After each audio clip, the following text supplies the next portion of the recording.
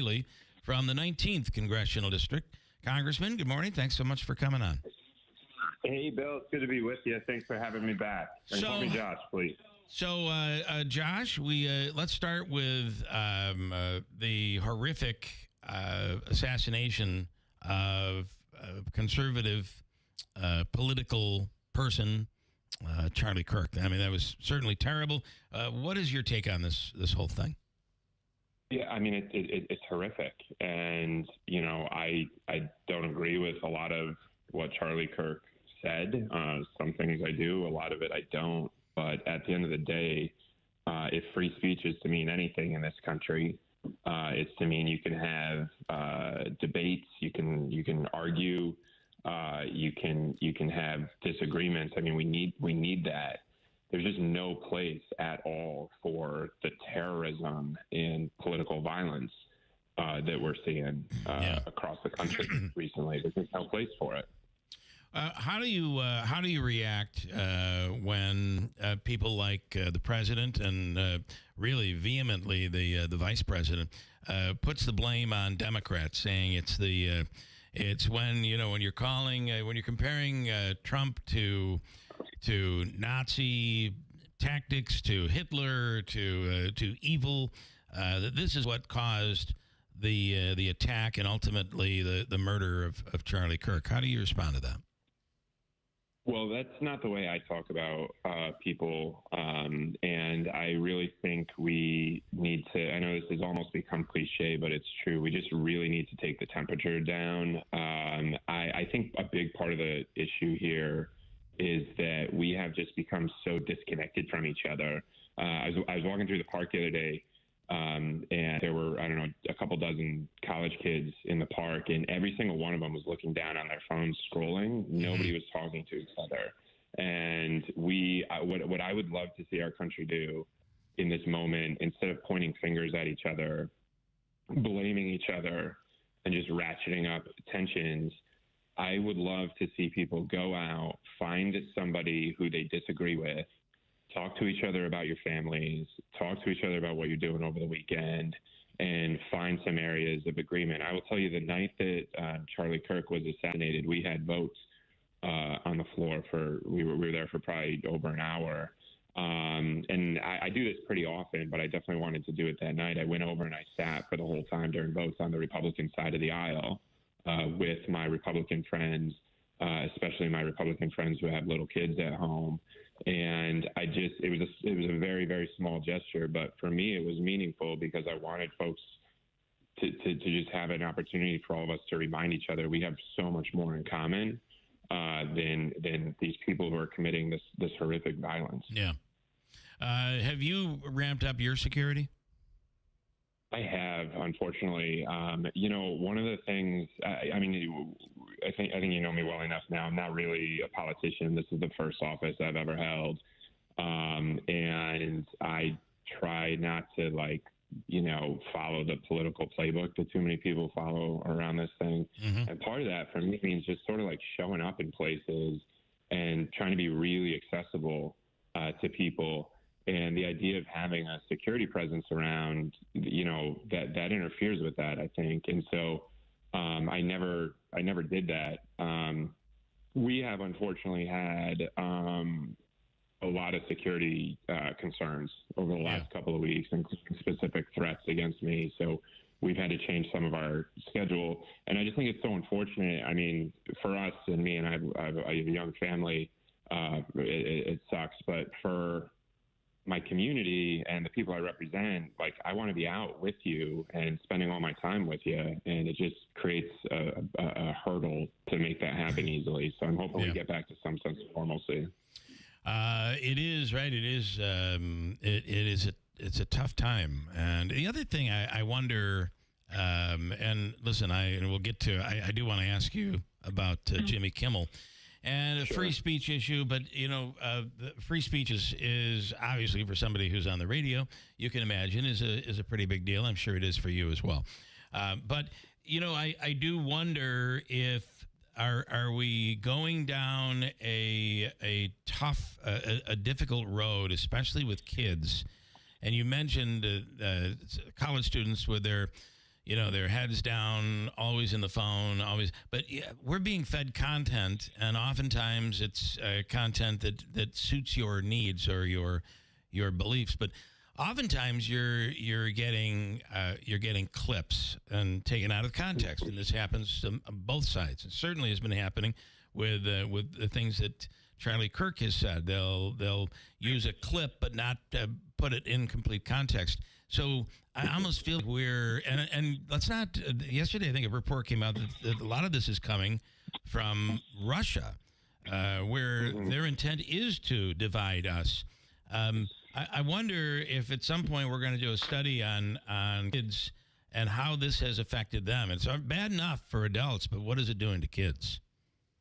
Yeah, I'm terrified. I mean, I just 2 weeks ago I dropped my son off for his first day of kindergarten, and I'm terrified of the world that he is growing up in. I mean, it's honestly it's a huge part of the reason why I got into politics, to try to shape it in any possible way that I can. But no, I think this is it's a real security threat. Like, you've been following this thing with China and TikTok, right? Yeah.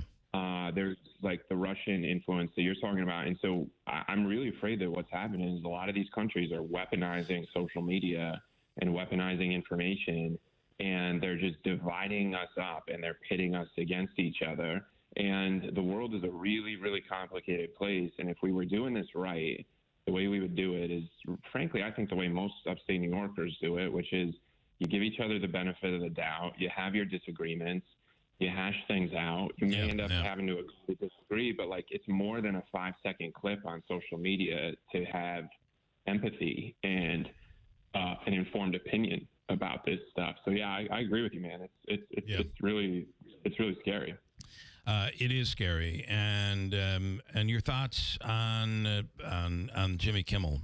It does seem that there were comments made by the new FCC chair, some very aggressive. It sounded. I thought I was listening to President Trump talk about Jimmy Kimmel, but very aggressively speaking about Kimmel, and then saying, "Listen, we're just going to go after the TV stations." Shortly after that, Sinclair and Nexstar announced that they were pulling the Jimmy Kimmel show, and then before you knew it, the program was pulled by Disney. Your thoughts on that? I mean, it had gotten pretty bad between Kimmel and Trump, this back and forth. That show became extremely political.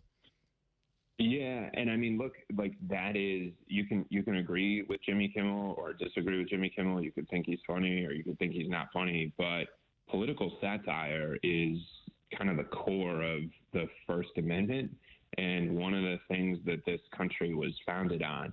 I mean, if we start losing our ability for comedians of all people to speak truth to power, or to make fun of, look, I get it probably as much as anybody. You should be able to make fun of your elected officials. That's just a core part of political speech and democracy. And when you have the government cracking down on that, that is, I think it's just blatantly unconstitutional. Yeah. And the other aspect of this is it's like our economy, power in our economy has just gotten so concentrated in the hands of a handful of big players, and then they use that power in ways that hurt consumers. In this case, hurts free speech rights. And so I think my hope is that the courts are going to step in and set this right. But the other piece of it, too, that we can't lose sight of is we should be doubling, tripling, quadrupling funding for law enforcement and the cops on the beat who are cracking down on the monopolies and these mergers, so that these big media conglomerates don't have the power to do this kind of stuff. Let's talk about, before we let you go, if we can talk about the looming government shutdown. Where are you on this? I think it's just so stupid that we're in this situation. I grew up in Binghamton, just down the road from you guys. You know how it is back home. People don't do stupid stuff like this. If there's a problem, you get together with everybody, you figure out a solution to the problem, and you solve it. Yeah. Really simple, right? Like, that's just the way we do things. Down here in Washington, and thank God I get to get home and be with my family tonight, but down here in Washington, everything is partisan. Everybody's pit against each other. And so we're now in this situation where the thing we're voting on later today has had no input from the Democratic side at all. And my biggest priority is to make sure we're not going off a cliff with rural health care. I represent, I think it's the 17th most rural district in the country, the second most rural represented by a Democrat. And we have a healthcare crisis in rural America. And we can't continue down a path where rural hospitals are closing, where nurses won't come and work in rural communities. And so that's a huge priority of mine. And I want to see it get into any budget deal that we're doing. But Washington's so broken that you've got the Democrats sitting in one room, the Republicans sitting in another room. They won't talk to each other. And it's no wonder nothing good gets done. You know what I mean? Will we see an extension? It looks like that's maybe where we're going. It's possible. I don't know. I mean, my big thing on this is, I'm like, guys, just like, let's figure out what we can do. But no matter what we're doing, however long it is, however short it is, whatever the deal is here, we have got to provide some support for healthcare in rural communities. We've got to extend, telemedicine so that folks don't have to drive 2 hours to get in for a routine doctor's appointment. I want to see us doing a lot more around school-based healthcare, like Bassett is doing such a great job of in Otsego County. I've got a bill. It's bipartisan. I mean, a lot of the stuff that I'm talking about, it's bipartisan stuff. I've got a bill that would stabilize our rural hospitals. I think that's like 6 Republicans and 6 Democrats on that. So that's the stuff I'm focused on and pushing for. We'll see where all this goes. We appreciate your time. Josh Riley, thanks so much. Hey, thanks for having me. Appreciate it. Talk soon. Enjoy the time with your family this weekend. Yeah, I will. Okay. I will. Thank you. Right. Thanks so much. Congressman Josh Riley, a Democrat who represents the southern tier, and that includes Chenango County and parts in our listening area in Otsego County, down Richfield Springs, and Route 20 and south, I guess.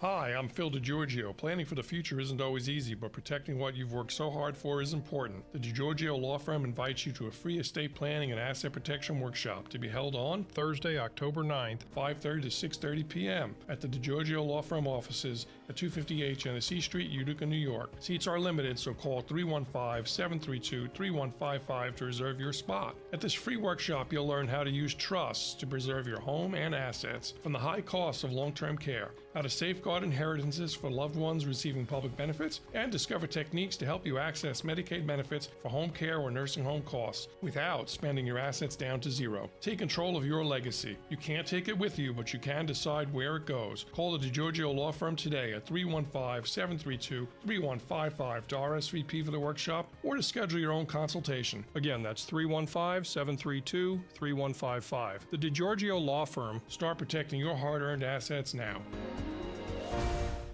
You know what they say about judging a book by its cover? Everyone with an addiction has a story to tell. Don't know? Don't judge. Addiction is a treatable medical condition. What helps people seek treatment is support. What does not help is shame and stigma. We can all make a difference. Learn how at oasis.ny.gov. The New York State Office of Addiction Services and Supports. Every step of the way.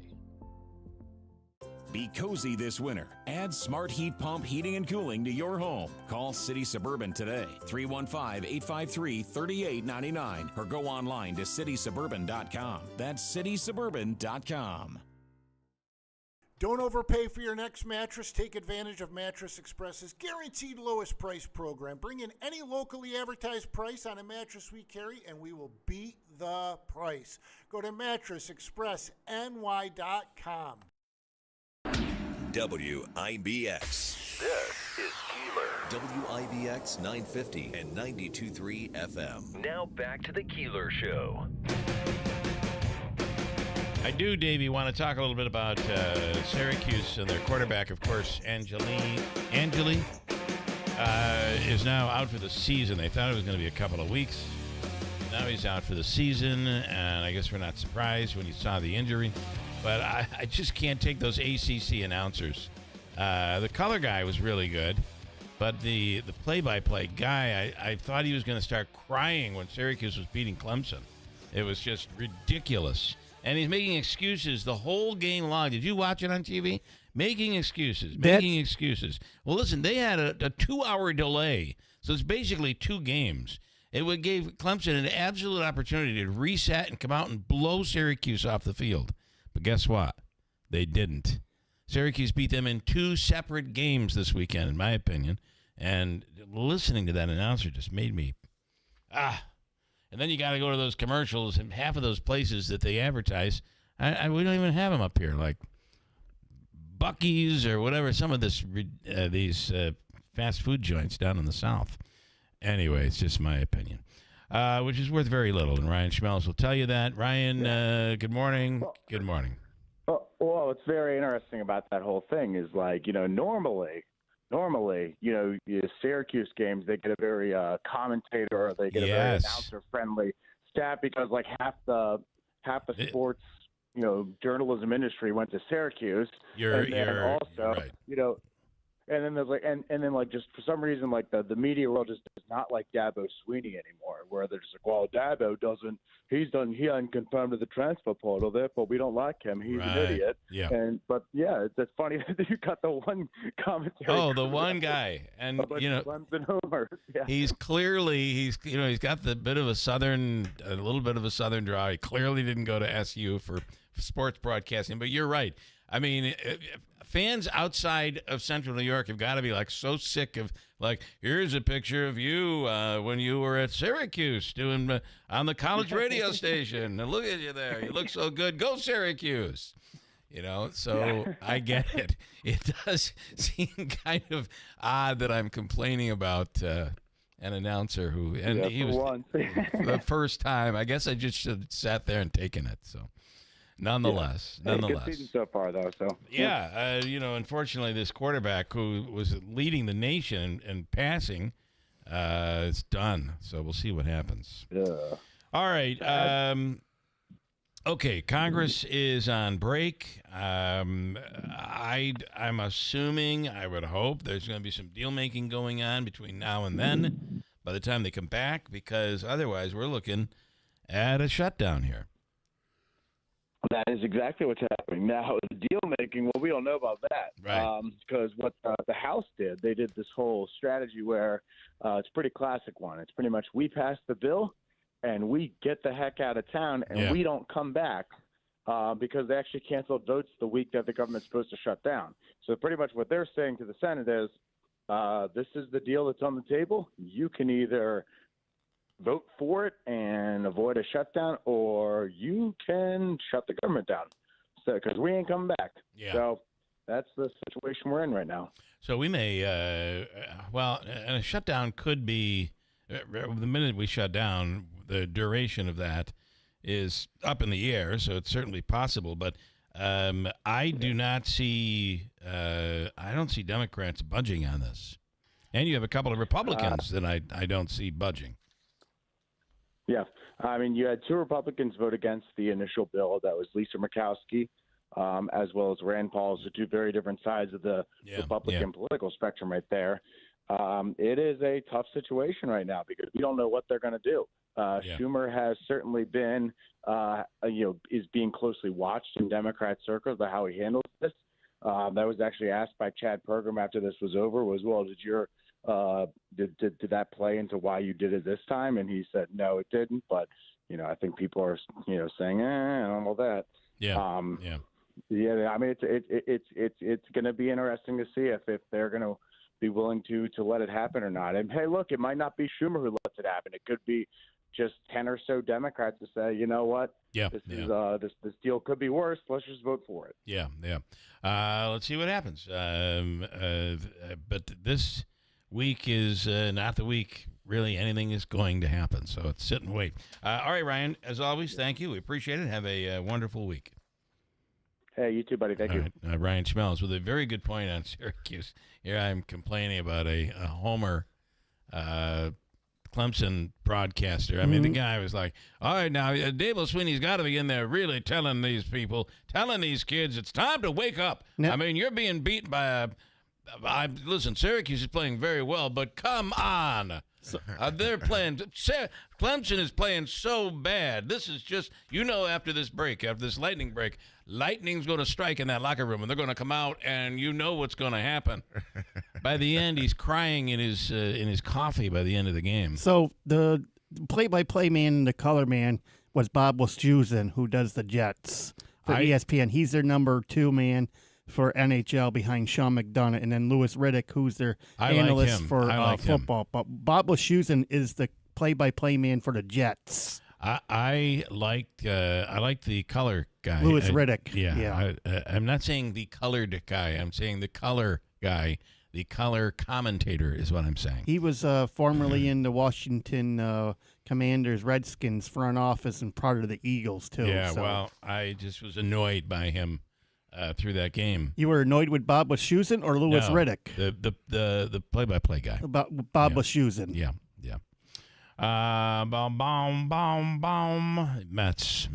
Mets. Wow, what a win for Syracuse, though. Big win. Yeah, the Mets. I don't think they're going to make the playoffs. I don't either. I don't know what's going on, but you have all of this talent, and you can't blame it on pitching this weekend. I mean, I get it. They give up 3 runs in all 3 games. The Mets went down 3-0 in all 3 games. They came back Friday to win. And then the bats went basically silent except for a couple of solo shots. And then here you are. You tie it up on Saturday, and you take it to extra innings, and you can't. You got a guy on second base in the bottom of the 10th, right, with the ghost runner. Yeah. And you can't win. You're in a pennant race. You should have swept. They should have swept the Nationals this weekend. It was. And then yesterday is your last home game, and maybe the last home game for Pete Alonso, although I doubt that. But something's going on here, and I don't know what it is. Yeah, it's tough. They certainly are underperforming based on the talent they have. This team was once 25 games over 500. I think it's now down to, 4 games over 500, Yeah. Something absurd like that. And There are 4 games. Or 5 games, excuse me. I think 5 games. Are they 5? 80 and 75, Okay. yeah. All right. And then they're now tied for the final wild card spot. And But Mets, the problem is the Reds have the in a tiebreaker. The Reds go and the Mets don't. So really, they're at a point where they're no longer controlling their destiny. And we've seen this so many times with the Mets. They struggle with the Marlins and the final 3 in September, specifically in September when the games matter most. And the Mets will end the season. They got 3 against the Cubs and then 3 against the Marlins. And the Marlins, I know, and the Nationals, 2 teams they should just wipe off the field, and they can't. It's just terrible. But the Yankees are coming through. Looks like they're certainly playing decent ball here as we head into the last week of baseball season. Any other football? Your Giants losing last night in a very close game. Yeah, it was close. It wasn't that close. The Giants' offense struggles so much. I do appreciate the defense. Again, they contained Mahomes for the first half. It was some concern because the Chiefs starting 0-2, I thought it was going to be, a 4-touchdown loss for the Giants. The defense kept them in it in the first half. Again, they struggled to convert. They might have a good drive, but it often ends with just a field goal.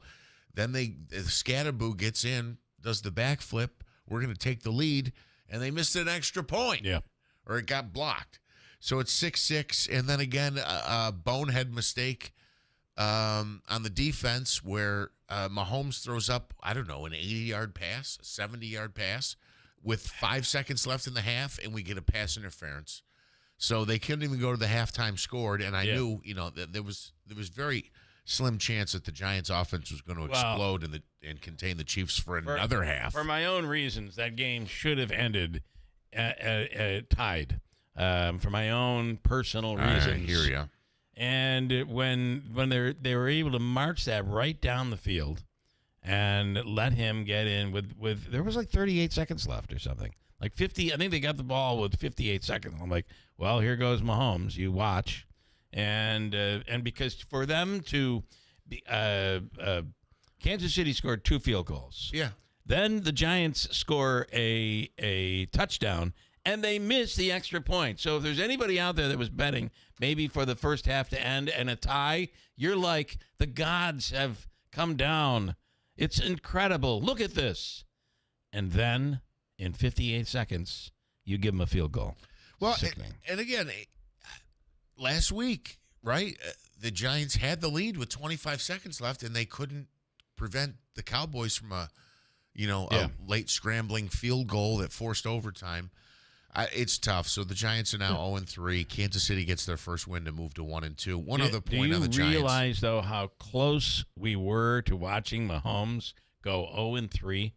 I mean, I thought it was going to happen. Well, so I appreciate that. I don't take that as a vote of confidence. But again, as a Giants fan, I saw it wasn't even something that I thought was ever going to happen. Not a chance. And one other thing, in the second half, they had a drive. This was in the fourth quarter. I guess they were down 22-6, which is 16. So theoretically, 2-score deficit. They're not out of the game yet. There's maybe 11 minutes left, I think, at the time.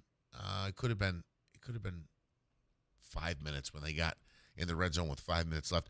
But they were first and goal at the 1, and they couldn't score. Yeah. First and goal at the 1. Yeah. Kathy in Rome. Good morning, Kathy. Good morning. Good morning. Well, good morning to everyone, and congratulations to your Bills. They're doing so well. Well, listen, and they have the Saints this weekend. What's the line on that game? The Bills have a crazy easy schedule. It is early on. It's so easy. Yeah. But, sometimes those easy teams are not easy to beat. Like Miami, it was a pretty tough game. New Orleans. A divisional game, though. Those are usually tough. Yeah.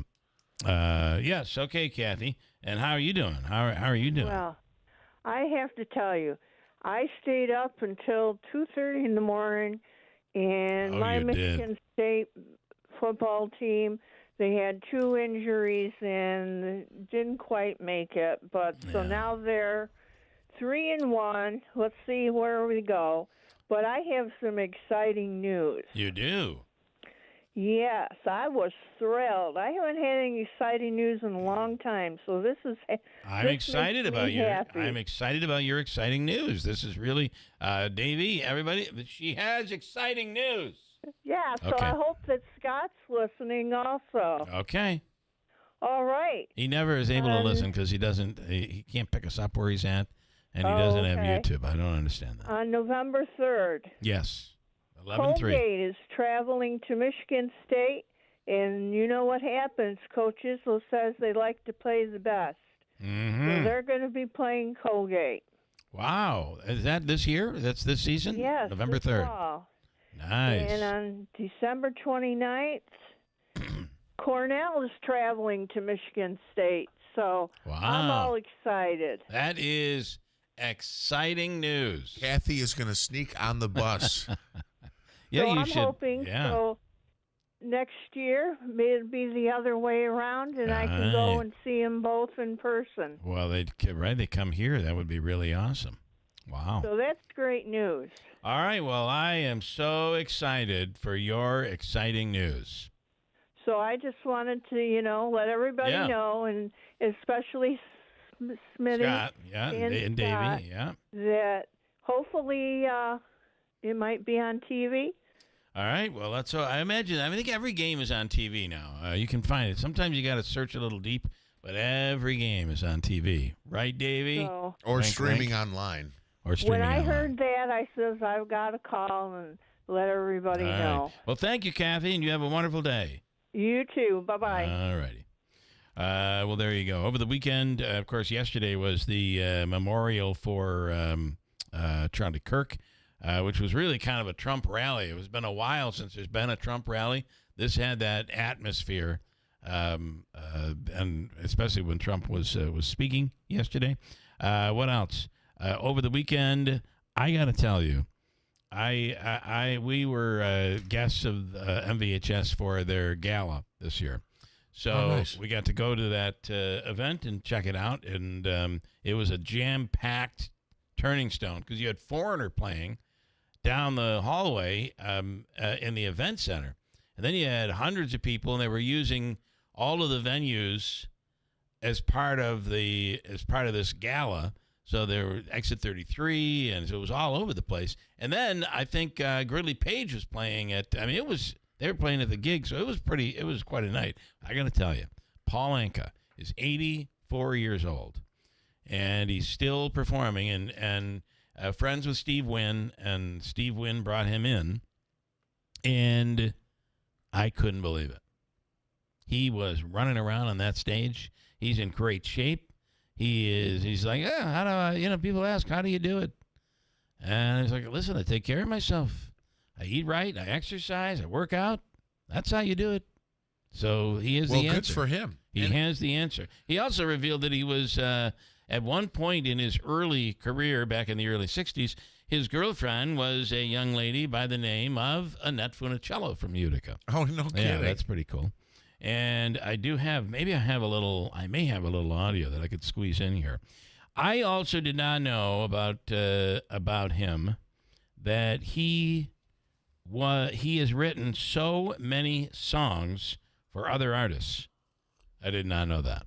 I did not know that he wrote My Way for Frank Sinatra, and which was performed by many. It's kind of ironic. Yeah, I did it my way. What else? But it was somebody else's song. It was right. I did it his way. That's exactly what happened. Is it going to stay at Minute B here for me? Darn it!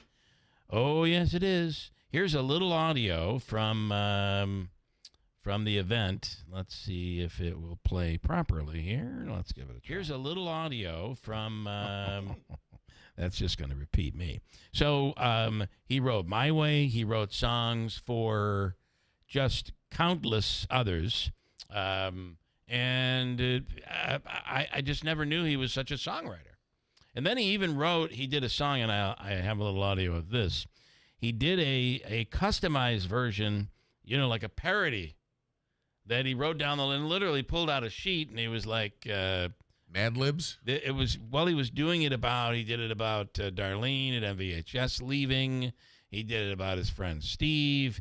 I think he talked about Linda Romano, who raised a ton of money for the hospital. So it was kind of like an old-fashioned parody song, which I thought was pretty cool. Let's see if it'll play here. Someone needs me.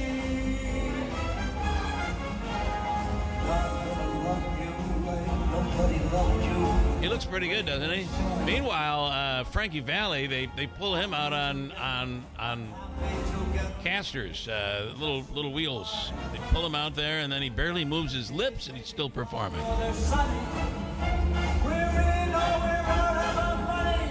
Paul Anka's like all over. Then he starts running through the audience, taking pictures when he was doing his "Put Your Head on My Shoulders." Wow, so cool. He was impressive. Who did you just reference?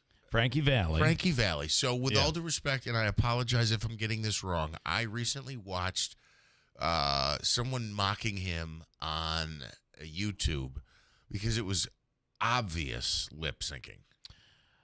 And what the problem is, but his lips don't move. Right. That's the thing. So, that's the weirdest. I mean, can you imagine? What is he miming the song? Lip syncing and the lips don't move. It's like they're never gonna know They're never gonna know I'm lip syncing because I don't move my lips. Okay, It's kind of like he has a puppet on his shoulder and he's like doing the. Throwing his voice over to the puppet. That might be, he's a ventriloquist performer now. Yes, that's what I mean. That's hilarious. Yeah, lip syncing was an overstatement by me. Yeah. But I have to tell you, this is clearly him. That's clearly him singing. Clearly. It's totally him. Yeah. When you started saying it, and you said his age, and I'm like, there was no they had some recorded background singers. This was kind of you can imagine... It's a benefit, so you're not bringing your entire show. So, but listen to a little. This is, I think, his. I lived a life that's full, traveled each and every highway and more. much more than this. I did it my way. Now I'm gonna go forward just a little bit because it's when he kind of pipes it out a little bit.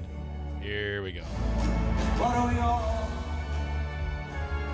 What have you really got? If not yourself, then you have not. This is a high point You've here. got to say the things that you truly feel, and not the words of someone who knew. That record shows. He's 84 years old. I'm so impressed. I can have as much energy as he has.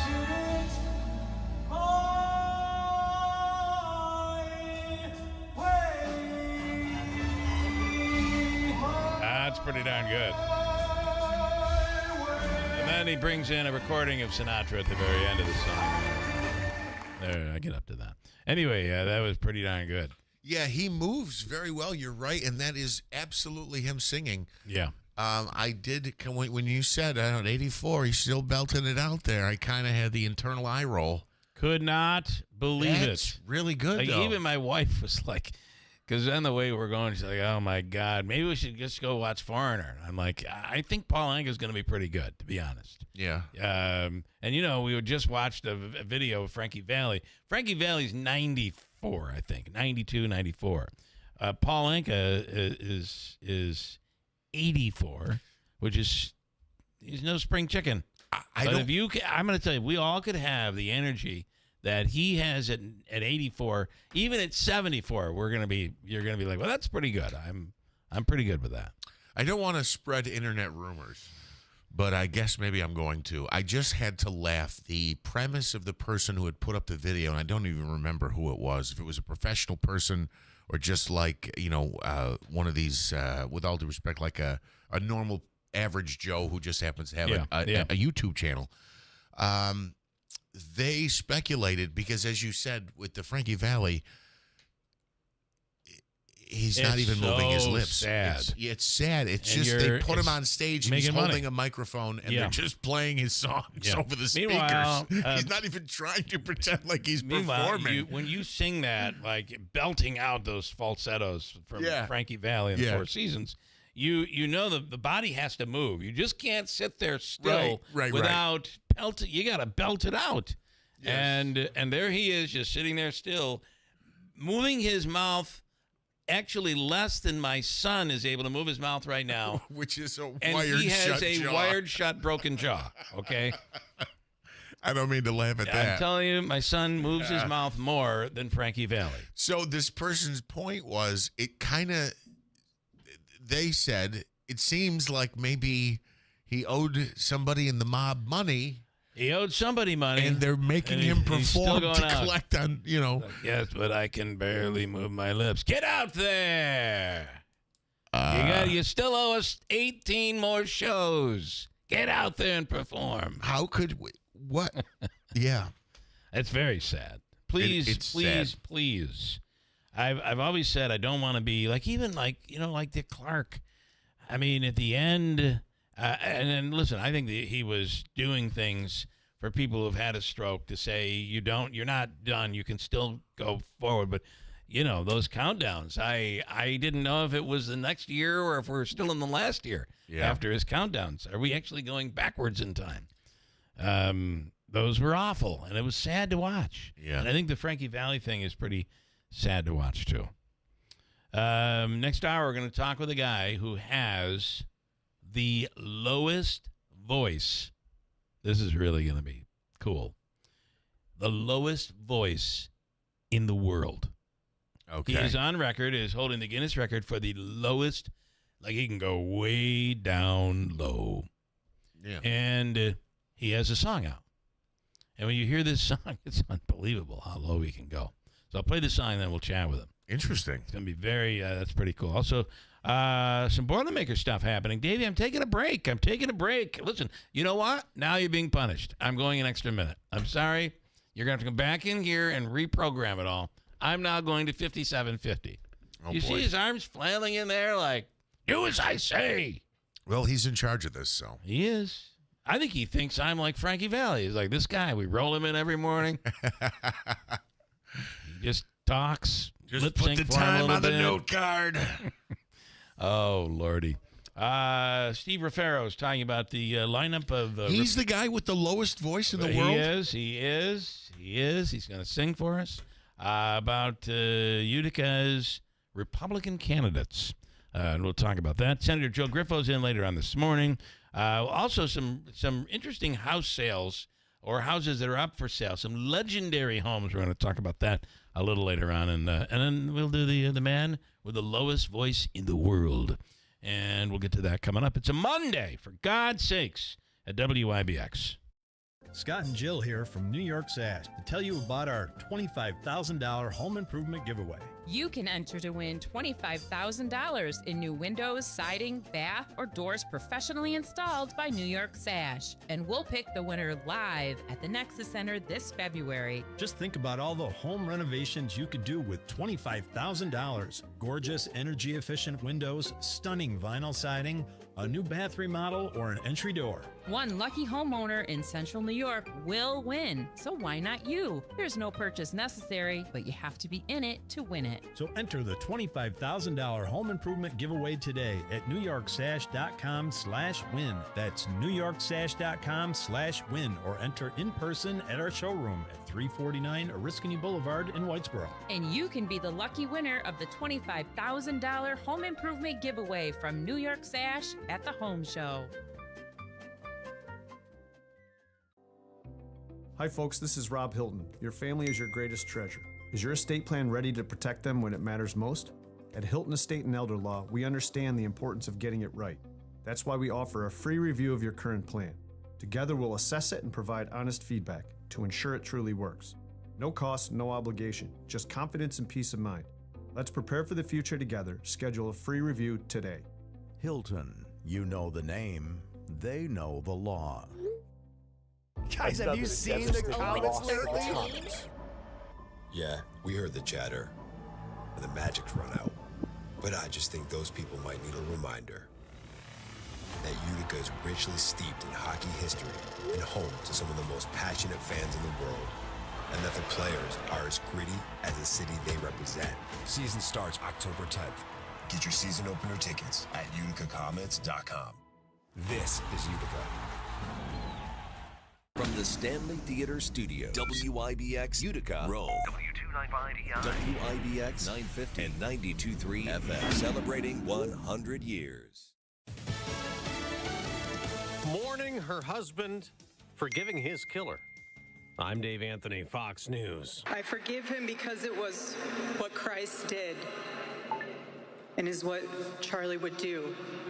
Erica Kirk addressing a massive memorial service for her husband, Charlie. A packed house here inside State Farm Stadium and an overflow arena nearby as people honored Charlie Kirk, his life, and his accomplishments of just 31 short years, creating a movement and unleashing a revival that people who loved him say will go on. The assassin failed in his quest because Charlie's message has not been silenced. It now is bigger and better and stronger than ever before. President Trump saying there's a spiritual realignment happening and calls it only the beginning.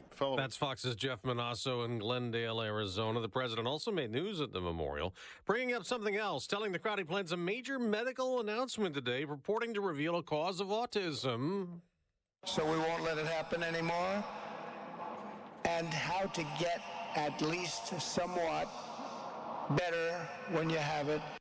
Also later today, the president will fly to New York, where the United Nations General Assembly is starting. He'll address world leaders there tomorrow. The trial resumes this morning for the man charged in the second Trump assassination attempt, and Ryan Ruth, who's defending himself, will take the lead after the prosecution rested its case last week. He's been trying to convey to the jury that his character is nonviolent and kind. We saw this during cross-examinations, and we expect to see it today when Ruth plans to call only 3 witnesses in his defense. Now, this includes 2 character witnesses, someone he was a mentor over, and a former co-worker. Fox's Dana Marie McNichol outside the federal court in Fort Pierce, Florida. Some people in the San Francisco area woke up with a jolt after an early morning earthquake, magnitude 4.3. No reports yet of any damage. America's listening to Fox News. Are you living with dry AMD? If so, you could be on the road to geographic atrophy, or GA, a condition that leads to retinal cell death and permanent vision loss. But with Izervay, you can slow it down and get it going slower. Izervay slows GA progression by targeting a key source of retinal cell death, which may help preserve your vision longer. Izervay, or Avastin Captid Pagel, is a prescription eye injection used to treat GA. Don't take it if you have an infection or active swelling in or around your eye. Izervay can cause eye infection, retinal detachment, or increased risk of wet AMD. Izervay may temporarily increase eye pressure. Your vision may be impaired after an eye injection or exam. Don't delay. Ask your doctor about Izervay today. Izervay gets GA going slower. Visit Izervay.com. That's IZERVAY.com. Paid for by Astellas Pharma. The trial resumes this morning for, again, the man charged in the Trump assassination attempt, the second one. That's Ryan Ruth. It'll continue with him as the lawyer presenting his own defense. TikTok appears here to stay. The Wall Street Journal reports President Trump may sign an executive order this week cementing a deal to get the social media app to cut ties to its Chinese parent company to avoid a U.S. ban mandated by law. Fox CEO Lachlan Murdoch, other business leaders may be part of the group buying TikTok. President Trump on Fox's The Sunday Briefing. Larry Ellison's one of them. He's involved. He's a great guy. Michael Dell is involved. I hate to tell you this, but a man named Lachlan is involved. You know who Lachlan is? That's a very unusual name, Lachlan Murdoch. Mr. Murdoch. I believe, and you call him, and Rupert is probably going to be in the group. The U.S. and Chinese president discussed the deal Friday, but details remain unclear. Deborah Valentine, Fox News. On Wall Street, stock futures are down before this week's trading. On Sunday Night Football, the Kansas City Chiefs got their first win, beating the still winless New York Giants 22-9 after a lot of drama earlier with blocked field goals. Blocked again! This time Jordan Davis! Courtesy Fox, that blocked kick gave the Eagles a 33-26 win over the Rams on the final play of the game. The Browns blocked a Packers field goal try in the final minute, leading directly to their own game winner as time expired for their first win 13-10. And finally in Tampa, the Jets returned a blocked field goal for a touchdown to grab a 27-26 lead with less than 2 minutes to play. But Chase McLaughlin got redemption, kicking the game winner for the Bucs as time expired. That's Fox's Tim McMaster. Tampa Bay and Philadelphia among 6 NFL teams still undefeated. 6 teams are also 0-3. In baseball, the Toronto Blue Jays beat the Kansas City Royals to become the first American League team to clinch a playoff berth. I'm Dave Anthony, and this is Fox News. Here's the latest from the WIBX newsroom. I'm Doug Callan. A third person has now been arrested in the animal cruelty case in Edmiston. The Otsego County Sheriff's Office arrested 18-year-old Sheldon Romaine on 2 counts of torturing, injuring, or failing to provide sustenance to animals. According to a WKTV report earlier this month, 41-year-old Kristen M. Natterer and 42-year-old Christopher S. Romaine were charged when 13 emaciated dogs were found in their home in August. A New York middle school student has been arrested on felony charges as part of a sextortion investigation that could involve hundreds of victims, according to officials. In the Stony Point area, the investigation into allegations made by victims at Fieldstone Middle School began in February, and so far at least 6 children have come forward. However, investigators have reason to believe there could be dozens, if not several hundred, additional victims who have yet to make reports. The suspect, believed to be under 16, was targeting underage girls who believed they were speaking with a 16-year-old female. He was taken into custody and charged with 3 counts of felonies, use of a child in sexual performance, promoting a sexual performance by a child, and possessing a sexual performance by a child. An Illinois man has pleaded guilty in Oneida County Court to second-degree murder, the murder of Omar Mitchell in Utica. He appeared in court earlier last week and accepted the plea deal with a guilty plea on Friday, which includes a sentence of 20 years to life in state prison. Police are investigating a rollover accident on Route 5 in Sherrill at the intersection of Hamilton Avenue and Sunday. First responders were called to the scene at about 4 p.m. No conditions yet on the occupants of the vehicle. In Syracuse, a technology company now has their logo On the Syracuse skyline, Micron Technology installed a lighted sign to their high-rise office building downtown. The corporate logo was added to One Lincoln Center at West Fayette and South Clinton Streets late last week. The building is the 6th tallest in Syracuse. And a missing upstate New York man who's been the subject of a search throughout upstate New York near Utica may be in Pennsylvania. 20-year-old John DiAgostino was last seen leaving the Utica College campus September 7th. His car was found parked at the Buttermilk Falls State Park along with his phone and a note that suggested he may self-harm. His father says he received a tip over the weekend that the man gave John a ride on September 8th and dropped him off in Pennsylvania. Anyone with information on his whereabouts are asked to call state police. That boil water order issued at the end of last week in Oriskany has now been lifted. The Mohawk Valley Water Authority says the water is safe to drink. And hundreds attended the MVHS Wynn Hospital Gala at the Turning Stone Resort and Casino on Saturday, hosted by billionaire Steve Wynn and his wife Andrea to raise money for the hospital. Wynn said, "We're in it for the long run when it comes to assisting the hospital in succeeding." Paul Anka was Wynn's guest performer. It was a busy night in Verona. The band Foreigner was also playing at the nearby event center. In sports, the Giants are searching for their first win after falling to the Chiefs 22-9 on Sunday Night Football from MetLife Stadium. Russell Wilson threw a pair of interceptions. New York is now 0-3 and will host the Los Angeles Chargers in Week 4. The Jets stunned by the Buccaneers in the draining seconds after falling 29-27 in Tampa. Tyrod Taylor threw for 197 yards, 2 touchdowns, and an interception in the defeat. In baseball, the Yankees offense exploded in extra innings as the Bronx Bombers pick up a 7-1 win over the Orioles in Baltimore. And the Mets came up short after falling to the Washington Nationals 3-2 in their finale from Queens.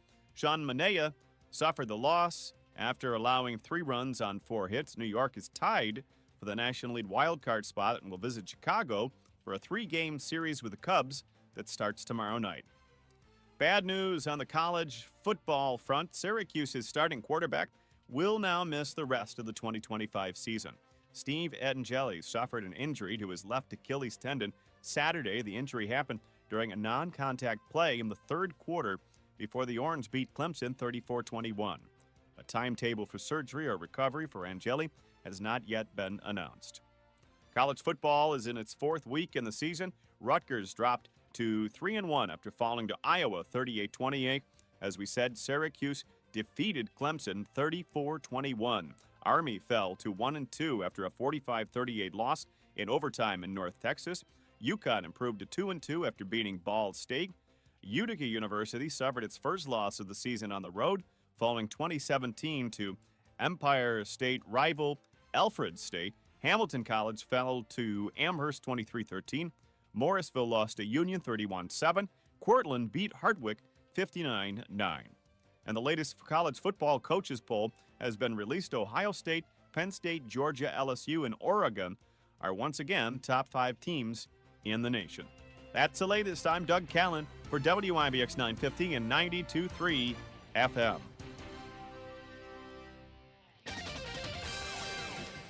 Not a bunch of rainfall. Those showers are in the forecast here as we head on through this afternoon. I think that better chance mid-afternoon. If you're traveling west, you may get hit a little bit earlier. Other than that, partly sunny and mild. Up close to 80. Tonight, a shower thunderstorm threat. That chance is best early. 60. Tomorrow, a few showers around, maybe a thunderstorm. 75. From the Weather Channel, I'm meteorologist Ray Staging, WIBX 950 AM and 92.3 FM. Currently, we have partly clear skies, and we are at 53 degrees. It's Monday morning. Coming up, we'll talk about where are they in the city of Utica when it comes to Republican candidates. Hobica's free money question of the day. Davey, it's worth how much today? $150 today. Very nice. Very nice. Did you hear him? Yeah, he said 100. Yeah, he said 150. $150. We'll do that at 7:35 here. For Hobica and WIBX. Talking a little Boilermaker, believe it or not. There's a big announcement coming, and we'll get to that also. Senator Joe Griffo coming in later. Hold on. It's WIBX on a Monday morning.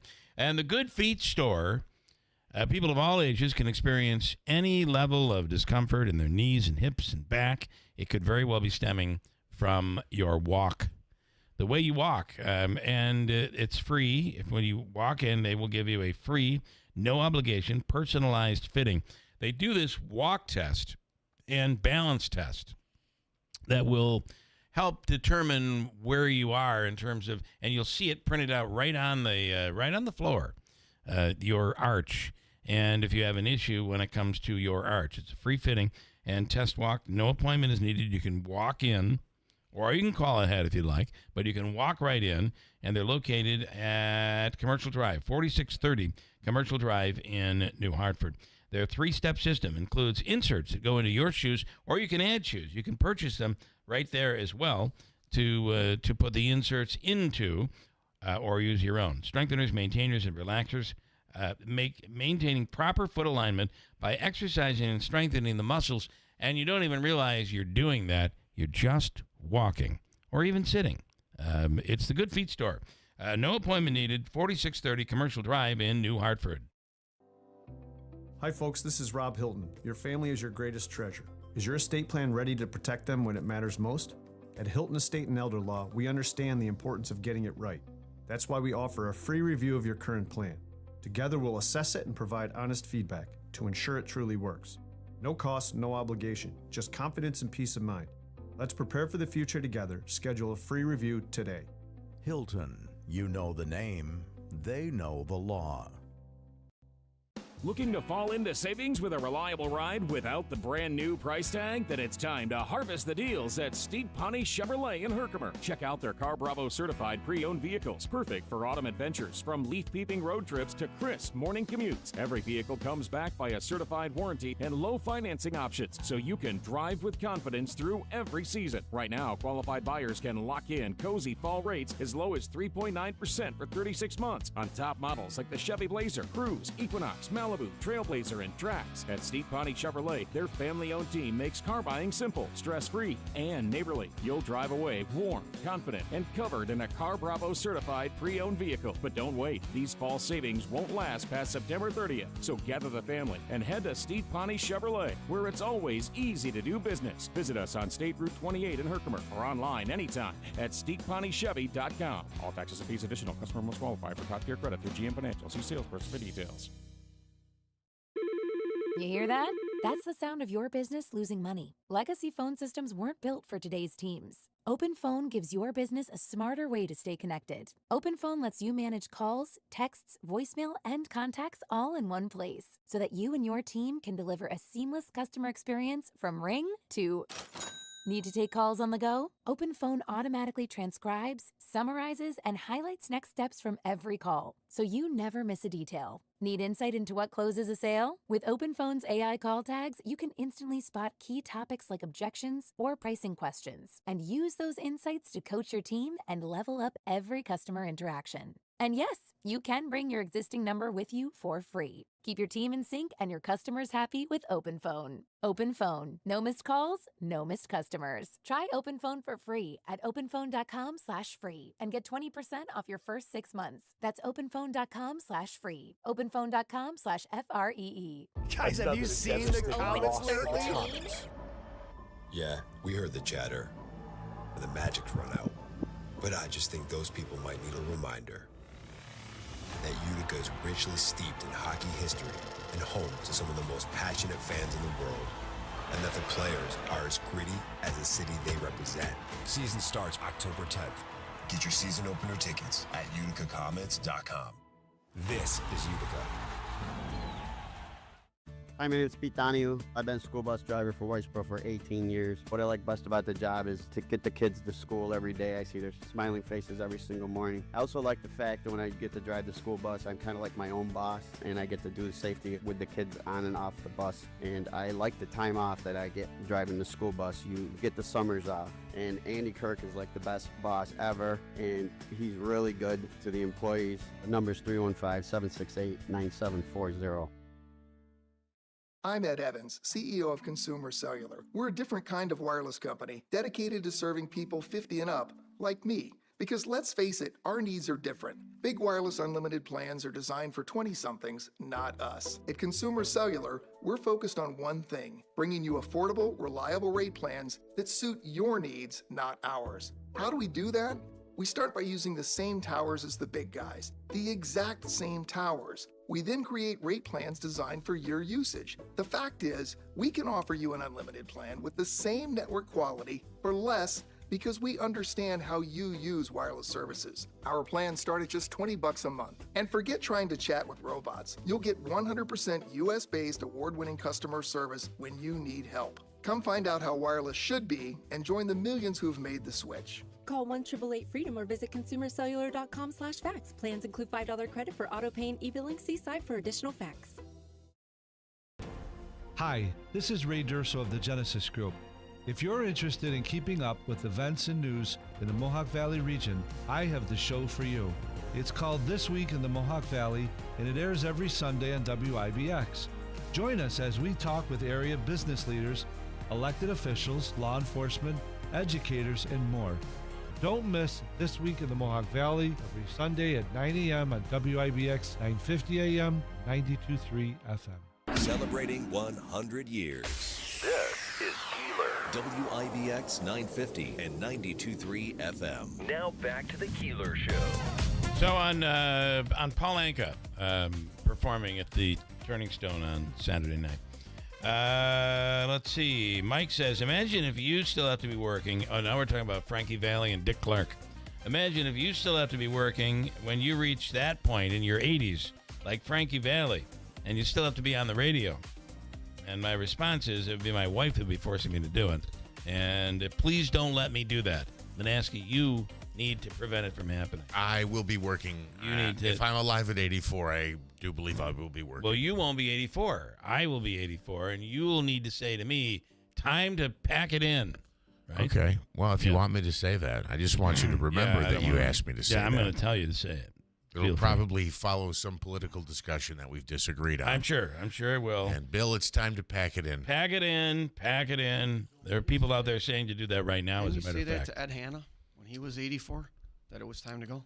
I never said it was time to go for him. Are you sure? It was because it was great radio. It was good the radio. Gift that keeps on giving. I didn't want him to go anywhere. Yeah, you're right. I didn't. Julie says, I saw Paul Anka in Syracuse, 1981. My best friend was a DJ, and he had extra tickets. Didn't know what to expect. He was awesome. Found out all the songs he wrote when he sang them. Impressive. I did not know either that he did all the songs that he did. The one that he did not do Saturday night was Memories of the Times of Your Life. And I do want to tell you, I told the story, and I think I've told the story a few times where you know it. Which, by the way, that would have been 44 years ago. He would have been 40 years old when she saw him in 1981. Think about that. And now he's 84, and he's still killing it on stage. Okay, I want to tell you, you know the story. I was at Valley View. I was at Valley View doing a wedding, and the bride or the groom and his mom were singing, or were going to dance. They're like the father-daughter dance. It was the groom-mother dance, and they wanted Memories of the Times of Your Life. It was a big Kodak song, and it was a real popular, like perfect for a mother dancing with her son. What I didn't realize is I had queued up the flip side of the 45. So this tells you how far back this goes. Uh-huh. And it was, "You're having my baby." And there's mom and the son. Was the bride showing? So it was a theme song for the wedding? No, it wasn't. No. Was the mom showing? It was the mother. Mom showing? It's funny, the mother was pregnant. No, she wasn't. But anyway, he did the song. He did not do Times of My Life or Times of Your Life, whatever the song is. I was really surprised by that. But he did do You're Having My Baby. And he said, I did this song when my wife was having our 5th child. Was he 75 at the time? He might have been. But what I found is, I remember hearing that song as a kid on AM radio, and it's like, yeah, that's, you're having my, whatever. But when you start to listen to the lyrics of the song, which I did, Saturday, you're having my baby. What a lovely way of saying how much you love me. Well, that's really kind of nice. Having my baby. What a lovely way of saying what you're thinking of me. I can see it. Your face is glowing. I can see it in your eyes. I'm happy you know it. Well, that's really nice. That's sweet. Yeah, and he wrote it for his wife. However, the song goes a little bit different. I need inside you. I see it showing. It's like, yep. And as he continued on, my wife is like elbowing me, and she said, I didn't realize this song was creepy. But it is kind of like, I feel you inside you. You feel it inside you. You could have swept it away. What does that mean? Well, at the 5th child, you got to wonder what they're thinking anyway. Yeah, that's a good point. After 5 kids, she's probably like, listen, I want to sweep this away. And he's like, oh, great, I'm going to put this in the song. But it had a little. You're looking at an 84-year-old man standing up there. Which, well, he's probably still paying college costs at 84 if he has think a about 5th that. child. Yeah, that's probably why he's still 75. working. Although with all the songs that he wrote, I don't think he has to worry about money. Yeah, I think pretty he's wild. fine. Yeah, but that's a good point for the average person. Right, it is. In studio, Steve Rufero, GOP chair in the city of Utica. Good morning. Good morning, everyone. Good morning. Really tight on that. Good morning, everyone. That's good. Now you can position right this up too there. to help you out there. A little early in the morning. Yeah, that's good. Okay, so you're touting. Can I say I that am. way? I am. This I morning am you're rolling touting. Rolling out and touting the individuals that have come forward to run. Republican candidates who will be running for the Utica Common Council. Correct. Who do we have? The first ward, we have Cyril Responti. Are you saying you have no one's running unopposed? The only ward we don't have someone running is 5. Okay. All right. Everybody else has an opponent. So Responti is running against Katie Aiello. Cyril is a well-known real estate broker, lives in the lofts, son goes to school in the district, well-vested, ready to go. That might be interesting. Yeah, we're hoping. And there's a lot going on there. There is. We don't know because we haven't been able to get him on the radio. Davey, how often have you called him? How many times? Why wouldn't he want to come on the radio and talk about this? He just getting started. Okay. First time running. He's going to be in. Talk to everybody about it. I do want to talk to him. I know you do. I've actually got a lot to talk about. I actually had the mayor saying, "Why haven't you had Responti on?" As if it's our fault here. But I think it's. I think there's nobody to blame. I think it's just there's a lot going on in the 1st District in that alleyway.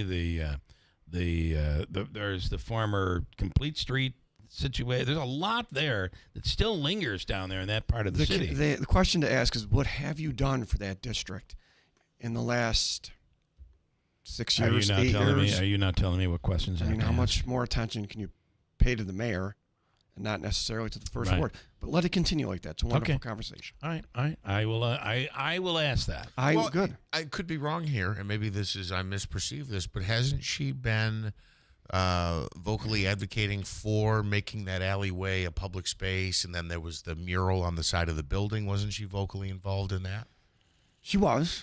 I think the question that comes out of the alleyway, to my little scope of knowledge, is the cost of it. Of itself, was it worth the investment? Well, clearly it was not. I would agree with both of you, but I think that was kind of at her behest. There was an investment in her district. So what you're saying is she actually did stuff. You might not like what she did, but she did stuff. Correct. I mean, the question isn't. The question is more. It's more of a wide range of the money. Answer the question, Mr. Responti. Of the money that gives you an idea how it's gonna go. Of the money that we had, was it well spent? No. I mean, let's look at a wider range. We have a lot of wonderful things that we put up: skateboard parks, splash pads.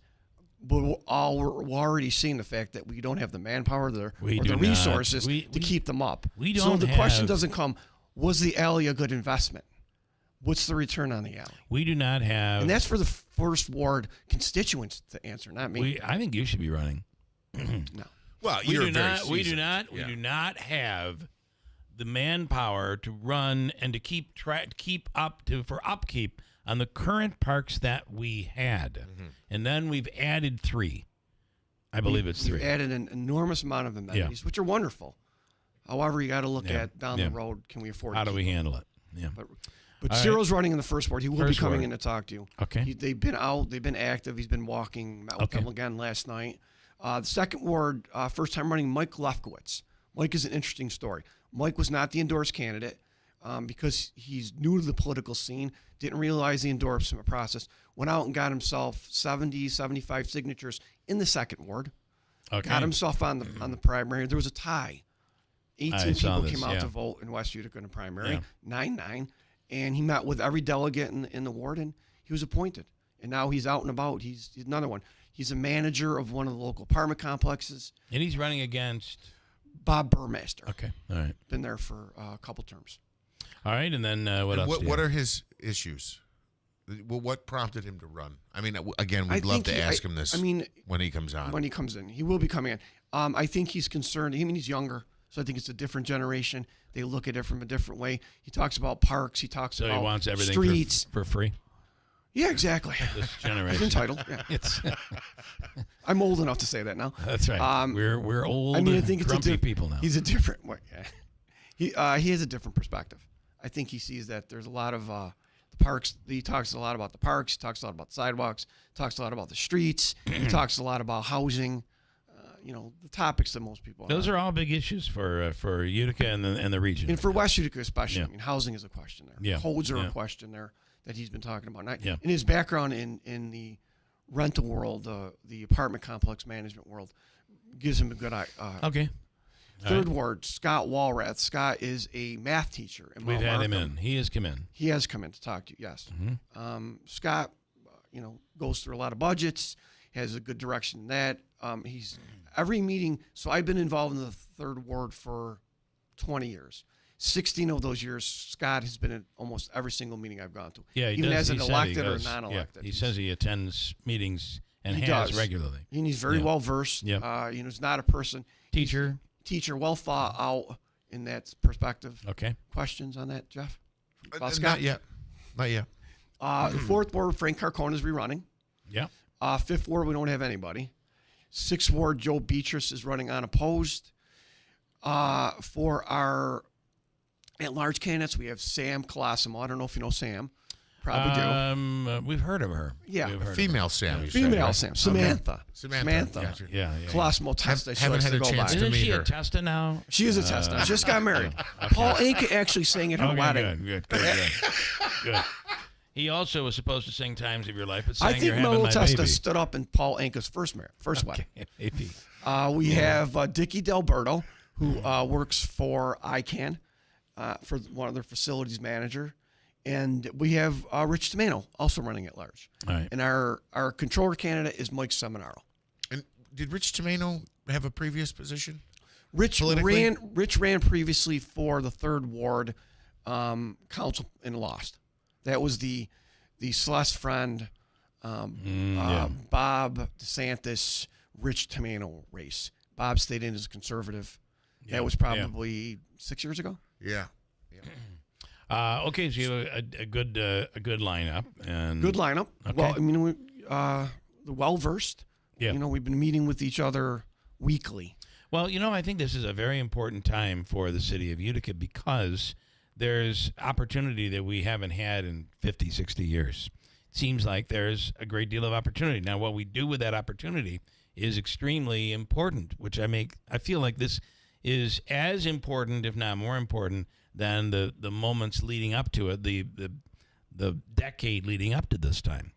So there's a couple things. I mean, so the first thing is that a lot of the individuals that we spoke to, the theme was, look, it's I know that there's individuals that have things happen to them, but the course of the race is going to be about the constituents that you represent. It's not going to be about, for some reason, you got involved because something happened on a personal side. And we've copped that. Yes, it should not be personal. It right. shouldn't be. I mean, I'll step back for a second, and someone asked me, what's your leadership style? I said, I lead from the bottom up, which means it's the delegates, it's the ward chairs that are giving us direction. Okay. So it's a different perspective. Yeah. I also think we have a great opportunity to win the council back. I think we have very well-versed, well-rounded individuals that are working kind of together, but we don't say to them, look, this is what you're going to run on. This is the platform which we have. there's similarities and dissimilarities, and you can move it in the direction that you want to move it. All right. You had something? Well, yeah, just can you identify more specifically what some of those issues are that the Republican Party was looking to address with? Well, it's always, I mean, look, we've had it's the economy. Taxes went up. Well, taxes roads, went up. yeah. Taxes went up twice. Was it 10% each time? Does that make you happy? It can't. No, it doesn't. It doesn't. No, but I think that the current administration was left with some leftover financial distress from the previous administration, and I think those situations need to be handled. I mean, if you're looking at me individually and talking about my perspective on budgets, I think taxes should be adjusted every year. Mm-hmm. I mean, you have a COLA adjustment. So I think that's the discussion. That's fair. Nobody likes to hear your taxes are going to go up every year. Going up. I mean, you avoid the 10, 12, 16% spikes out of nowhere. Right. After we did 3 years in a row with zeros. There may be you did 12 years in a row with zero. Let's 12? not go Yeah. 3. I mean, and Mayor right. Palmieri, off the top of my head, I didn't know Mayor that. Palmieri first 2 years he was in, raised taxes, and then it went flat. Yes. And I think you need to adjust. Just like everybody else. I mean, you look at your budget annually. You're kicking the can down and it left it for Galimi to have to deal with. And I think that Mayor Galimi has done a yeoman's job with trying to adjust, also keeping in mind that people are limited funds. I think that one of the largest issues, both Democrat and Republican, but the Republicans spoken about it, are homeless people that are on streets, vagrants that are making encampments. I mean, you don't drive anywhere in the city and seeing these individuals not popping up their tents, panhandling for money. Right. And you've never seen that. Now, that's not just a Utica thing. I mean, you travel anywhere, but it has to be handled. It didn't used to be a Utica thing. And I realize it's Syracuse. It's really every major city. It is every major city. If you drive around, you see it. But it's new for us. I mean, we've always had that homeless situation, but not like today. This is so different. And I think you have aggressive individuals. Yeah. Whatever the base issue is, you have aggressive individuals, not just they're setting up a tent and sleeping there. They're very aggressive with begging for money. Mm-hmm. I mean, so I think housing is becoming an issue that they're discussing. Encampments is an issue that they're discussing. Taxes are an issue that they're discussing. I mean, they like some of the things that the current administration has done with a lot of after-school programs married with the Utica School District. They've taken on that banner. I think that is something that's a positive. Things that have come back, they have the ice skating rink, which they turned it up into what's the most popular sport now, people over 50. Pickleball. Pickleball.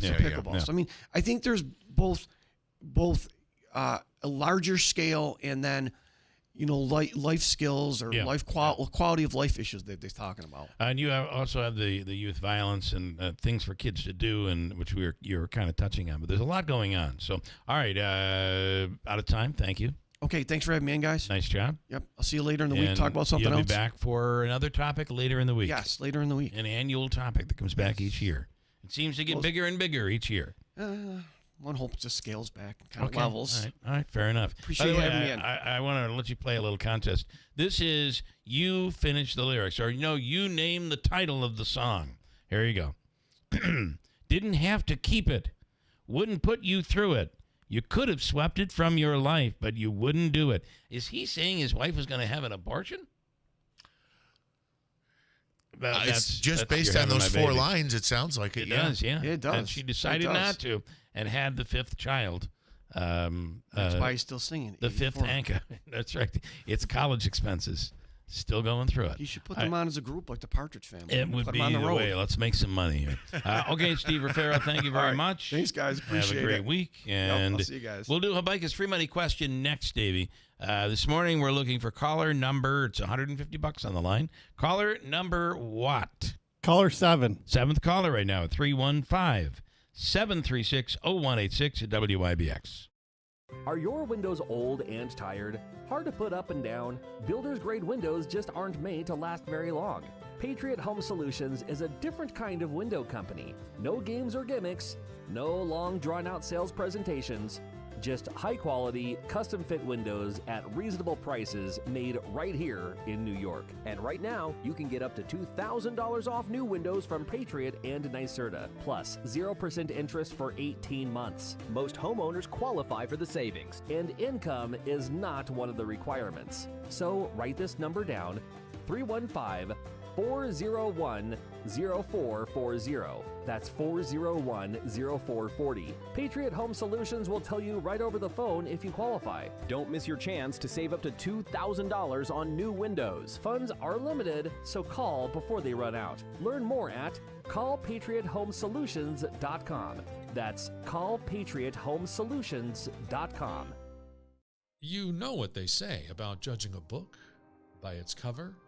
Everyone with an addiction has a story to tell. Don't know? Don't judge. Addiction is a treatable medical condition. What helps people seek treatment is support. What does not help is shame and stigma. We can all make a difference. Learn how at oasis.ny.gov. The New York State Office of Addiction Services and Supports. Every step of the way. This station is brought to you by John's Mobile Home Parts and Accessories in Oriskany Falls. For all your mobile home needs, it's worth the trip. Visit johnsmobilehomeparts.com for more info.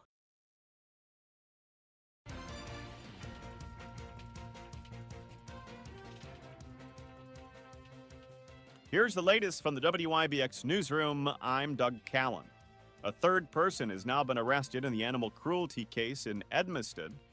The Otsego County Sheriff's Office arrested 18-year-old Sheldon Romaine on 2 counts of torturing, injuring, or failing to provide sustenance to animals. According to a WKTV report earlier this month, 41-year-old Kristen M. Natterer and 42-year-old Christopher S. Romaine were charged when 13 emaciated dogs were found in their home in August. A New York middle school student has been arrested on felony charges as part of a sextortion investigation that could involve hundreds of victims, according to officials. In the Stony Point area, the investigation into allegations made by victims at Fieldstone Middle School began in February, and so far at least 6 children have come forward. However, investigators have reason to believe there could be dozens, if not several hundred, additional victims who have yet to make reports. The suspect, believed to be under 16, was targeting underage girls who believed they were speaking with a 16-year-old female. He was taken into custody and charged with 3 counts of felonies, use of a child in sexual performance, promoting a sexual performance by a child, and possessing a sexual performance by a child. An Illinois man has pleaded guilty in Oneida County Court to second-degree murder, the murder of Omar Mitchell in Utica. He appeared in court earlier last week and accepted the plea deal with a guilty plea on Friday, which includes a sentence of 20 years to life in state prison. Police are investigating a rollover accident on Route 5 in Sherrill at the intersection of Hamilton Avenue and Sunday. First responders were called to the scene at about 4 p.m. No conditions yet on the occupants of the vehicle. In Syracuse, a technology company now has their logo on the Syracuse skyline. Micron Technology installed a lighted sign to their high-rise office building downtown. The corporate logo was added to One Lincoln Center at West Fayette and South Clinton Streets late last week. The building is the 6th tallest in Syracuse. That's the latest. I'm Doug Callan for WIBX 950 and 92.3 FM.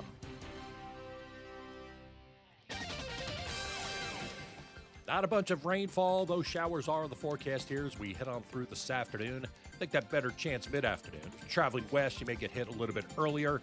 Other than that, partly sunny and mild. Up close to 80. Tonight, a shower thunderstorm threat. That chance is best early. 60. Tomorrow, a few showers around, maybe a thunderstorm. 75. From the Weather Channel, I'm meteorologist Ray Staging, WIBX. 950 AM and 92.3 FM. All right, currently we have a mostly sunny skies, Davey. And it is 54 degrees. Time to do Hobica's free money question of the day from the Hobica Law Firm, Joseph and Andrew Hobica. And you can call them for your legal needs at 315-724-1600. And our contestant here this morning comes all the way from the great city of Rome, New York. Where there is, maybe it's a perception thing, and maybe I'm just not at the right intersections, where they have less of a... They do have less of a... well, how would you categorize it? I want to be respectful. Panhandler. Yes. Yeah. It's a better word than less the word of the... chosen. less than what is happening in Utica, and certainly much less than what's happening in Syracuse. They're worse than Utica.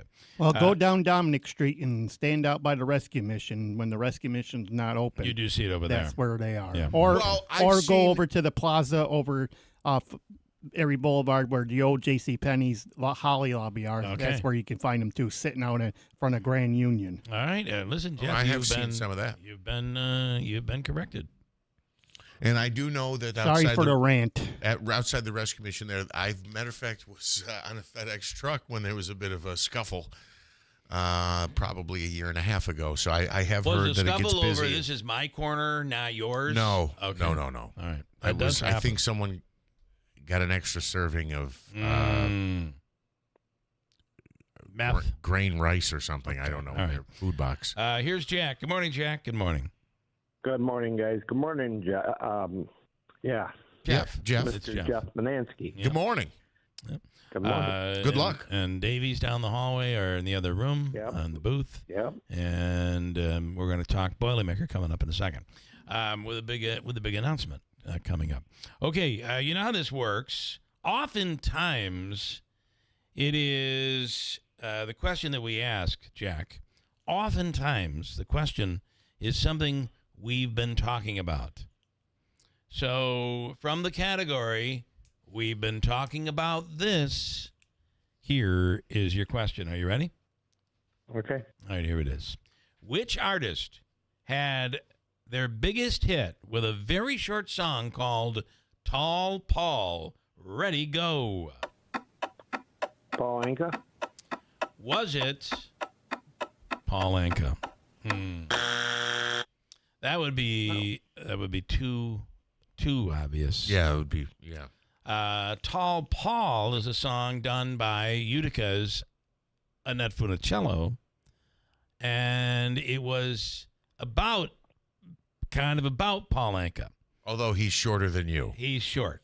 Paul Anka is very short. Annette Funicello must have been the size of this coffee cup. I think Annette Funicello, right, and I think that she was very, very petite. Oh, yeah. So she probably only came up to like the shoulder of Paul Anka. So they were romantic in the 60s. So, oh, wow. 50s, 60s. So that's it. And by the way, that song was like a minute 38. One of the shortest songs in pop music history. And it was Annette Funicello's biggest hit. She didn't have any really big pop hits, but it was her biggest. I think it reached like top 40.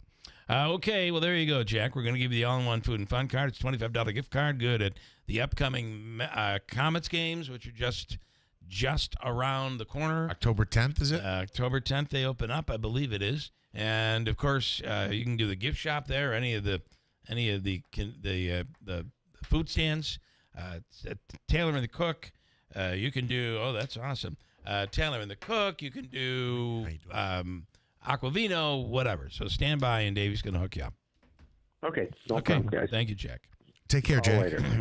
Do you want to hear a little Tall Paul? First of all, I want to bring in Mark Donovan. Did you know the answer to, did you know that was Annette Funicello's song? Not at all. Yeah, me either. The 138 being the shortest, that surprised me. It's not the shortest, but it's one of the shortest. That's a pretty, when you think about it. Yeah, that's quick. There are songs when we were DJs playing music, and I once did do that, when there were songs where you would go to the bathroom. Like I remember Lion Eyes by the Eagles was a good, I think it was like 5. Once you got to 5 or 6 minutes, you were dealing with a good bathroom song. But a song like that, a minute 38, I mean, you didn't have time to queue up another record. That was the problem there. So nonetheless, Tall Paul. Record. Yeah, the world has changed, hasn't it? Yes. All right, that's awesome. It amazes me that here we are talking Boilermaker. Yeah. So what do we have today? So our race director, Jim Sestitis, is a member of the Running USA Hall of Fame. Yes. He's also got an alter ego, Race Director Jimmy, that people can see on our social media platforms. A little scary at times, but he's turning 73 on Tuesday. Wow. Yes. Well, a happy birthday. Yeah, so we're going to have a special registration period to celebrate Race Director Jimmy's 73rd birthday. That's cool. Yeah. And he's been with the race for a very long time. Yeah, absolutely. Yeah. Yes. So how does it work? Explain. So tomorrow will be that Tomorrow, day. 10 a.m., we're going to do it for 73 hours to match his 73 years on the planet. So 10 o'clock tomorrow, Tuesday, and 73 hours to help people counting on their fingers. And with the math, it'll end at 11 a.m. on Friday. Okay. Very cool. Now, any changes to this year's Boilermaker or next year's Boilermaker? Yeah. Sorry. Well, I do that every day. This year, we just did it. Right, because the day after, you're thinking about this year becomes next year, just like that. Correct. Well, it's always the event's in a spectacular event.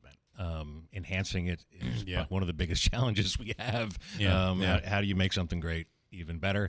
So a lot of it's maintaining that, the participant experience, the volunteer experience, and efficiency. This year was a really good. This felt really good this year. It felt like we're back, right? Yeah. Kind of had that feeling. Yeah. The 2 weeks leading up, in spite of known reports of heat and humidity. The number of, and we had capped out well before that, the number of people trying to find bibs and trying to transfer, that took up a huge amount of our time trying to help coordinate that and facilitate that. So, but the fact that you have that demand and people really are fighting to get in is a good problem to have. Yeah, and people want to be a part of it again. Yeah. Manaski. And you're there. You're at the finish line. Yes. You're announcing the names. They're coming through. Love doing it. Yeah. Volunteers are just amazing. They're just so amazing. Yes. Can't say that enough. This is going to sound like a joke, but it's not. Does the 2026 plan involve some type of deer reinforcement? That is and crazy. Whatever happened, I never heard the case. Has the woman recovered? Is she okay? Do we know? Yes. So the scenario, it was a serious injury, wasn't it? Yes, and freak accident, obviously. So we had reached out immediately, obviously, and messaging, communication is, hey, we're going to respect your, obviously you hope you're going to be okay, respect your privacy. You let us know when we are able to fill in the rest of the story. Because that day, that thing got picked up, and it ended up in People magazine. It ended up everybody ran with it. Journal. It just went everywhere. It went viral. And if it's you're insane. It's insane. What do you think about it? Right. What? Right. Yes. Yeah. And in the meantime, the rumors of her death, the rumor mill just took off. And it was insane for a while.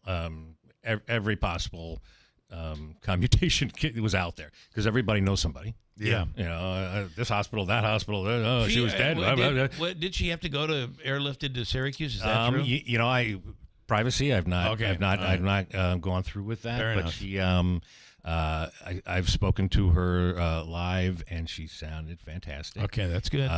She is back running, and great. We've obviously, this was her first time here. So we've obviously extended an invitation. She didn't get to. She's not. She did not have the true Boilermaker experience. She did not. So she's not from here? Correct. Oh, Correct. okay. I didn't know that. So she's back running, and this is one of the wilder things. If you can continue to get wild, one of her first runs back, a deer crossed in front of her, and she's telling me this on the phone. And I swear to God, I'm thinking. She's pulling my leg here, and she's laughing, and all. And I'm like, you're saying after the accident during the Boilermaker, she came back and started running again, training, and a deer ran in front of her in an event. Oh my God! Yeah, that is wild. Yes. Wow. So she's a great sense of humor. She's a deer whisperer. I was just going to say that. Yeah. So we hope she's. I'll bet you were like a deer in headlights. You heard that. Were you the guy? Were you one of the millions on social media with those lines? Sorry. There are many, right? I mean, it's going through my head now all of a sudden. Yes, absolutely. Well, the fact that she's okay. She's okay. You She's can have a running little fun again. with it. Yes. She might come back and run again next year. We have extended the offer, and she's obviously heard about the event, which is why she came from out of town, and still doesn't know what the rest of the experience is. Yeah. And is there any way that you guys can do anything to prevent that from happening? It's never happened in how many years? You can prevent it? Yeah, how could you prevent it? Yeah. But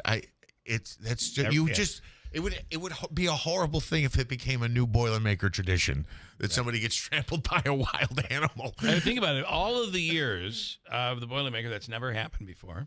Correct. And it's happened to her kind of twice. Right. I mean, that's just really wild. Right. If you tell me her son's name is Rudolph, I swear to God. So you asked about plans for the 26th. So every runner is going to have to run in a bubble. Great. So we expect times will be going up. Yeah, the times it's going to be a long day. Change the time a little bit. Yeah.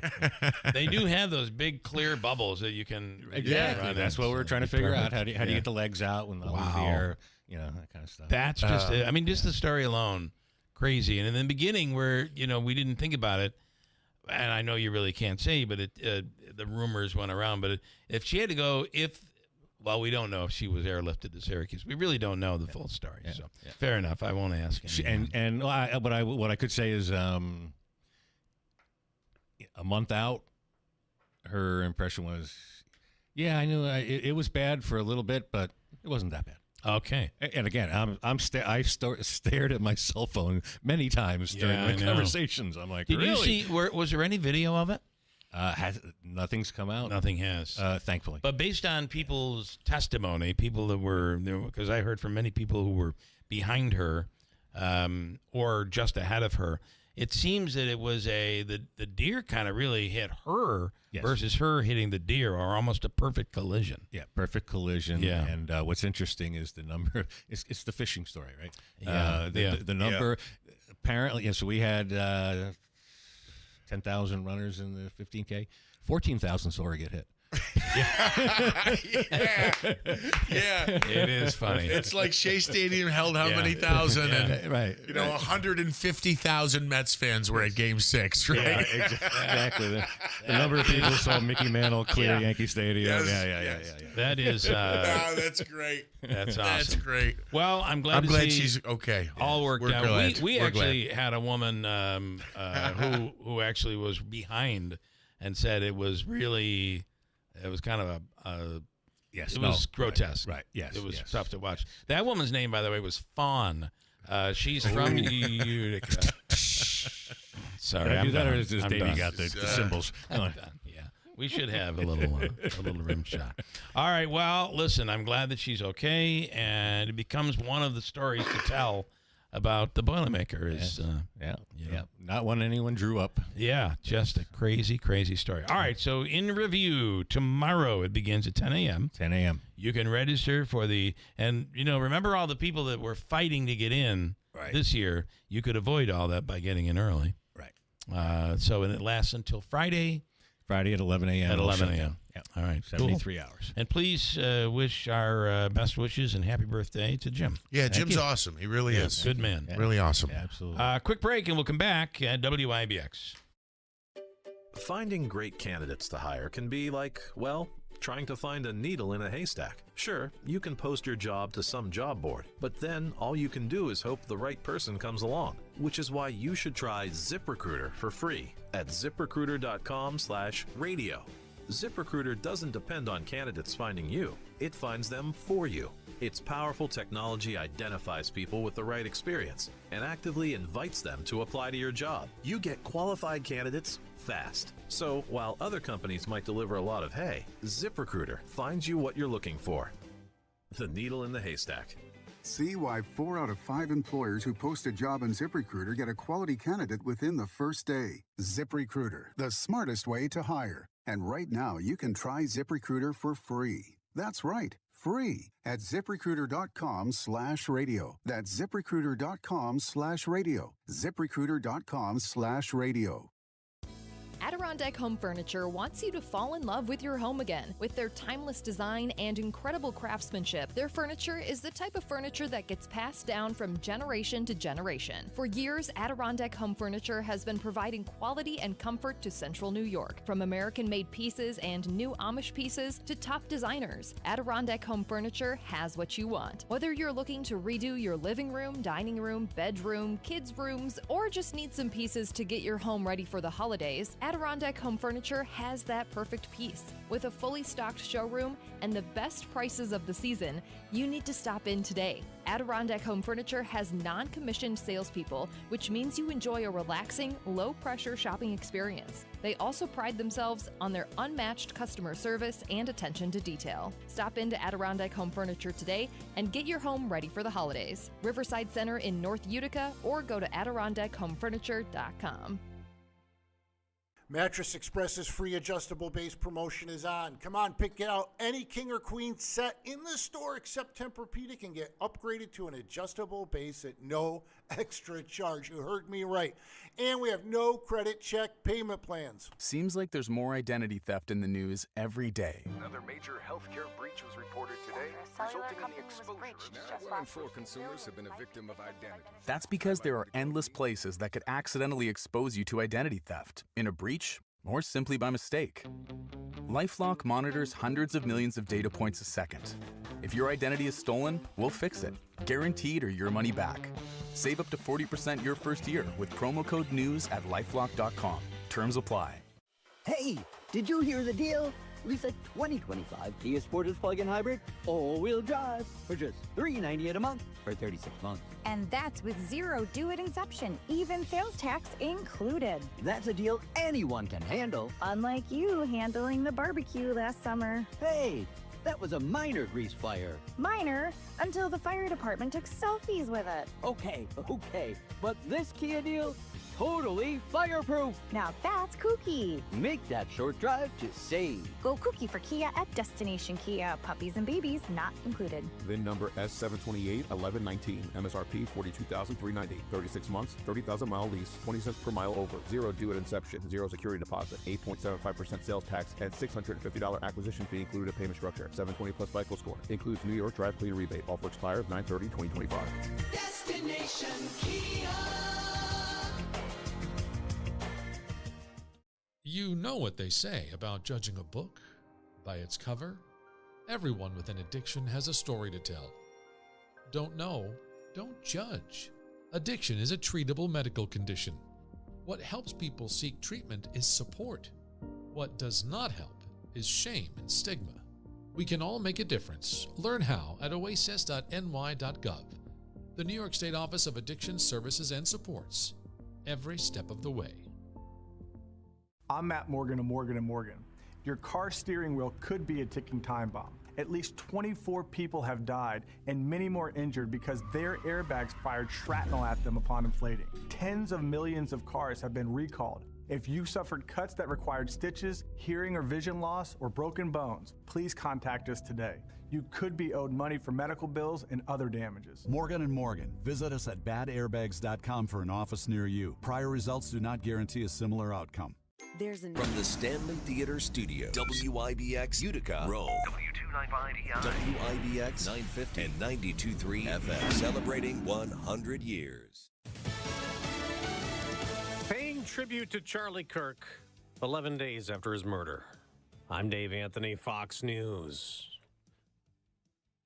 The assassin failed in his quest because Charlie's message has not been silenced. It now is bigger and better and stronger than ever before. President Trump at a massive memorial service in Arizona. Fox's Jeff Manasso was there. Tens of thousands of people from across the country came together Sunday for church and a faith revival here in Glendale, where in powerful and emotional words, Charlie Kirk's widow Erica said of her husband's killer, "That man, I forgive him."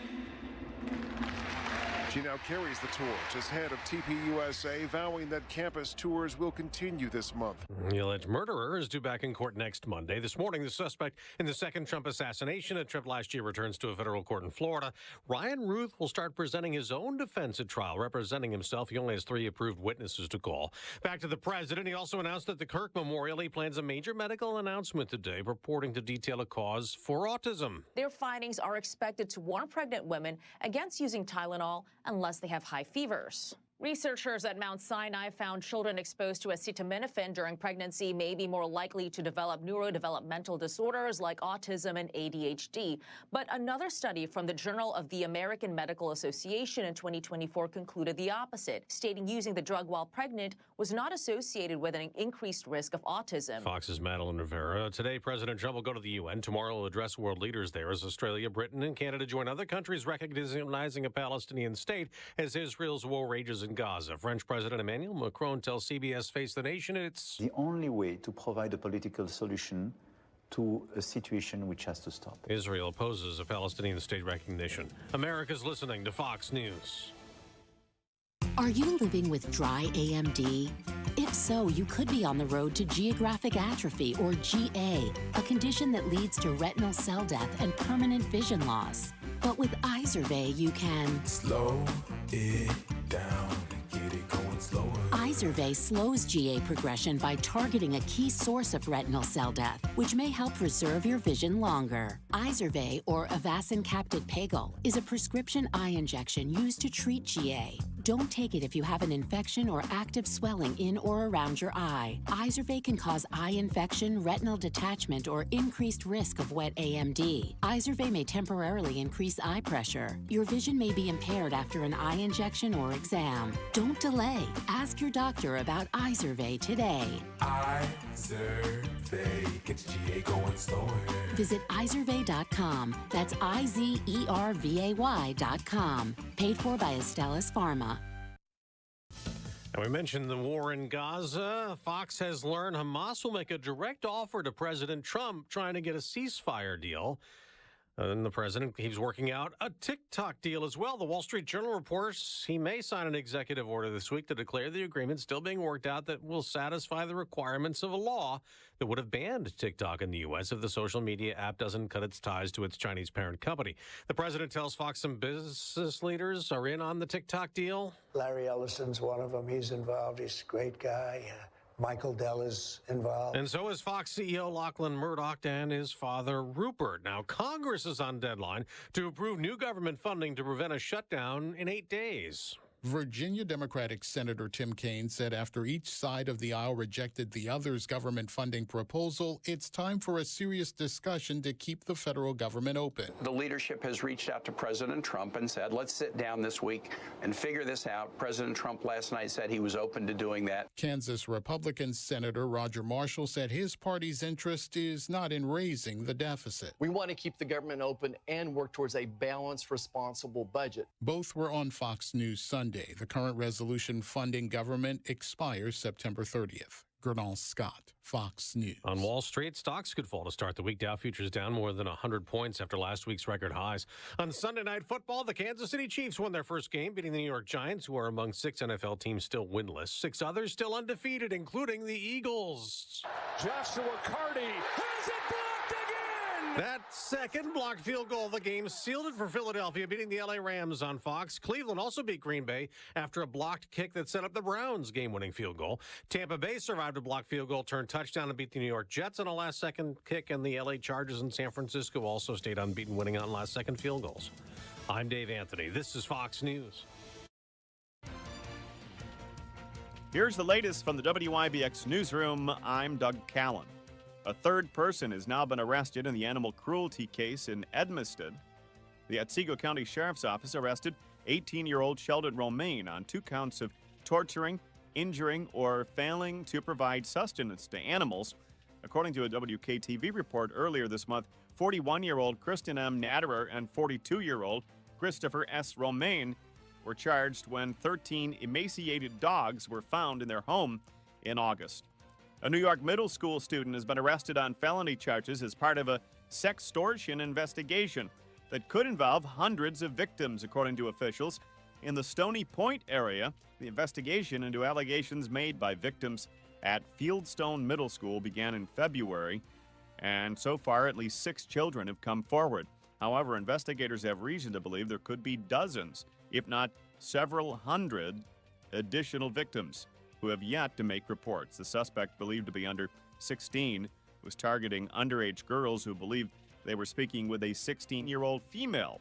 He was taken into custody and charged with 3 counts of felonies, use of a child in sexual performance, promoting a sexual performance by a child, and possessing a sexual performance by a child.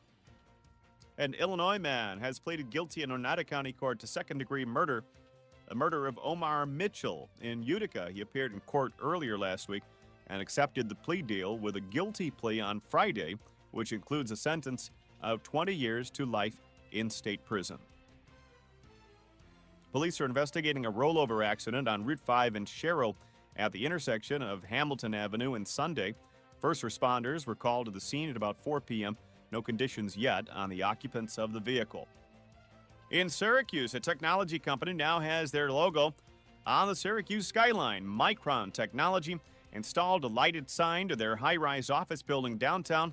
The corporate logo was added to One Lincoln Center at West Fayette and South Clinton Streets late last week. The building is the 6th tallest in Syracuse. And a missing upstate New York man who's been the subject of a search throughout upstate New York near Utica may be in Pennsylvania. 20-year-old John DiAgostino was last seen leaving the Utica College campus September 7th. His car was found parked at the Buttermilk Falls State Park along with his phone and a note that suggested he may self-harm. His father says he received a tip over the weekend that the man gave John a ride on September 8th and dropped him off in Pennsylvania. Anyone with information on his whereabouts are asked to call state police. That boil water order issued at the end of last week in Oriskany has now been lifted. The Mohawk Valley Water Authority says the water is safe to drink. And hundreds attended the MVHS Wynn Hospital Gala at the Turning Stone Resort and Casino on Saturday, hosted by billionaire Steve Wynn and his wife Andrea to raise money for the hospital. Wynn said, "We're in it for the long run when it comes to assisting the hospital in succeeding." Paul Anka was Wynn's guest performer. It was a busy night in Verona. The band Foreigner was also playing at the nearby event center. In sports, the Giants are searching for their first win after falling to the Chiefs 22-9 on Sunday Night Football from MetLife Stadium. Russell Wilson threw a pair of interceptions. New York is now 0-3 and will host the Los Angeles Chargers in Week 4. The Jets, stunned by the Buccaneers in the draining seconds after falling 29-27 in Tampa. Tyrod Taylor threw for 197 yards, 2 touchdowns, and an interception in the defeat. In baseball, the Yankees offense exploded in extra innings as the Bronx Bombers pick up a 7-1 win over the Orioles in Baltimore. And the Mets came up short after falling to the Washington Nationals 3-2 in their finale from Queens. Sean Manaea suffered the loss after allowing 3 runs on 4 hits. New York is tied for the National League wildcard spot and will visit Chicago for a 3-game series with the Cubs that starts tomorrow night.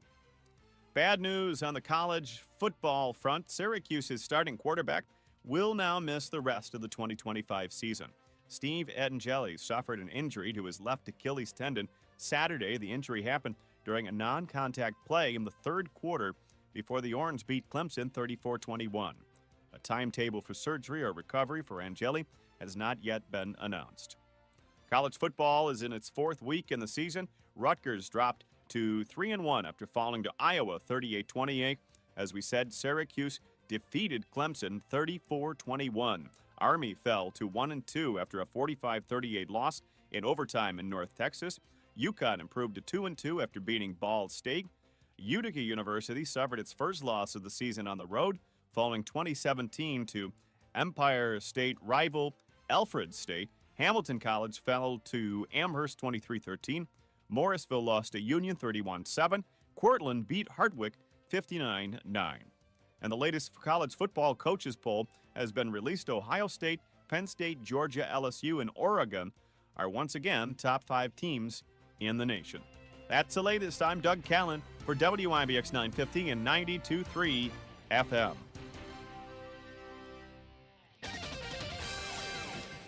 Not a bunch of rainfall. Those showers are in the forecast here as we head on through this afternoon. I think that better chance mid-afternoon. If you're traveling west, you may get hit a little bit earlier. Other than that, partly sunny and mild. Up close to 80. Tonight, a shower thunderstorm threat. That chance is best early. 60. Tomorrow, a few showers around, maybe a thunderstorm. 75. From the Weather Channel, I'm meteorologist Ray Staging, WIBX. 950 AM and 92.3 FM. All right, we're at 56 and sunny currently at 8:11. I want to tell you, you can celebrate the season. I believe is today the first day of fall, I think. It is. Is it? Yeah. The autumnal equinox. Yeah, today. Days are even today. Celebrate the season at the New York Sash Harvest Festival.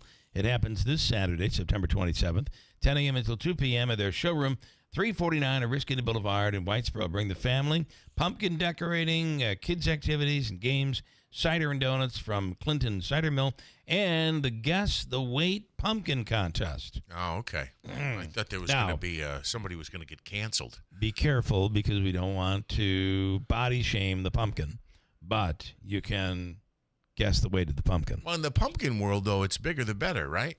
I believe so. I believe it's like there's also an African community where the fatter a person is, the more beautiful they are. Yeah. Yes, we've been trying to move there for years. I can't find the place.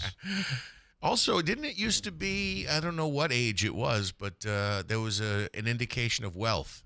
Yes. That you had meat on your bones. Yeah, and remember back in the 1800s and prior, you didn't want to be tan. You wanted to be you didn't want to have any, because if you had a tan, it meant that you were out in the fields working. Okay. You were a laborer. So you didn't want any of that. It's interesting. Nowadays, Americans aim to be as tan as they can be. Yes. As thin as they can be. Paul Anka was pretty tan. Very tan? Very tan. And they also like to carve the best pumpkins. It's like that is true. Cultural thing. Anyway, you can guess the weight of the pumpkin at New York Sash this weekend for their Harvest Festival. And it happens at their showroom at Oriskany Boulevard in Whitesboro. Bring the family, capture the moment with free professional fall photos. You have to go to their website and do an RSVP for that. But there's one big one. You've got to be there in person for the biggest one-day sale of the year. Unprecedented savings on windows, doors, and baths. One day only. Don't wait for the snow to fly. Get your project done before winter with New York Sash. NewYorkSash.com/harvest for details. Stop by the New York Sash showroom this Saturday for free, family-friendly Harvest Festival action. And it's this Saturday at New York Sash. Wayne is on the line right now. Senator Griffo coming right up. Wayne, good morning. How are you guys? Good. What's going on, man? Oh, dear, oh, dear, oh, dear. Dear. Get on. Yes. So, yes. I went, they switched, like, the WWE switched over because they must have lost a ton of money. They switched over to ESPN, and they used to do all their pay-per-views on, like, Peacock or whatever. Yeah. They switched over, and they went to ESPN, and now you have to buy into this package that's way more money. Anyways, they offered people to be able to go to the theater and watch it for $20, and so me and Angeline went. Oh, and there was a total. That's cool. Yeah, there was a total of 10 people in the whole place. Okay, wait, hold on. You talking about the theater? Are you talking about like New Hartford? Movie theater. The WrestlePalooza was there. So, so we figured we'd go. So there did you watch it? Was it live? What you watched? Well, yeah, they have it live, but the best part about this was, you remember the movies back in the day, the Kung Fu movies, when they would talk and then the thing would, there's that's the speed of what this thing was at the theater. So you're looking at it and they're talking and the lips are moving and everything you're hearing is coming out after or before, and you know what I mean? It didn't match up. Yeah. And, Bill, I know you'd have loved it. They had the air conditioner on so high that it was like being in a walk-in cooler. Yeah, I'd like that. That I'd like. That I would like. Well, it keeps the sodas cool. You don't want your soda warming up. My icy didn't melt. So that was Sunday night or Saturday? I think it was Saturday. Saturday. Okay, cool. I think it was Saturday. It was the 20th. Well, don't they do now? Maybe it's only special pay-per-view events, but don't they do a Saturday night and a Sunday night for things like Royal Rumble, WrestleMania? 2 nights events. If it's big enough, if it's a big enough card where they can't fit everybody on it, they do it 2 nights. So you know, there's more. Right. This one only had about 5 or 6 fights. It was horrible anyway. I'm surprised, Davey, you weren't there for this. So am I. I can't believe you and Uncle Jimmy didn't go. The theater. No, he knew it would be horrible. I stayed home and watched it. Oh. Yeah, he has the. Yeah, he has the trick. So let's call it the trick. The WWE just announced last week that they're going to be next year. Guess where they're going to be doing WrestleMania? Cleveland. Saudi Arabia. Yeah, Saudi I Arabia. knew it was going to be someplace overseas. And not Cleveland. I'm really surprised. Cleveland rocks, you know. It does, yeah. All right, Wayne. My point is, to the people out there, don't waste your money. It was horrible. It was the worst experience. It was horrible. But the popcorn and the icy was good. Okay. Well, but wait a minute. It would seem to me that this was a technical sync glitch and that they'll have this corrected going forward. Maybe not, but. Well, they didn't give him his money back. Anyway. Yeah, they didn't give me my money back, and it's wishful thinking, Jeff. Yeah. What would you have done with the money? You would have donated it to some guy standing on the corner on Burstone Road. I would have went to another movie. Yeah. Jeff, the other day I did. Jeff, check it out. I have an extra wad of money, like ones that I save in my car. The other day I gave it to the guy in the corner, and I said, hey, this is my extra in case I don't bring my wallet with me. I said, so you could have it, right? And he turned around and goes, well, every little bit helps. So it was a knot. It was a knot of money. Every little bit helps like it was nothing. I can't believe you're giving to them. I know, he loves it. I do it to make Angeline mad. But, okay. That's so funny. All right, good stuff, Wayne. Thank you, man. Later, guys. Have a good one. Okay. Wayne, did you get to work on that honey-do list that I left for you? No, but I did stop at the corner and I gave that guy $25. Gave more money. Actually, Wayne gave him a wad of money and said, here, pose for a picture. I'm going to put this on Facebook. Look at this guy has all this money. Can you believe it? Even had a cell phone. You think it was from Wayne? It might have been Wayne.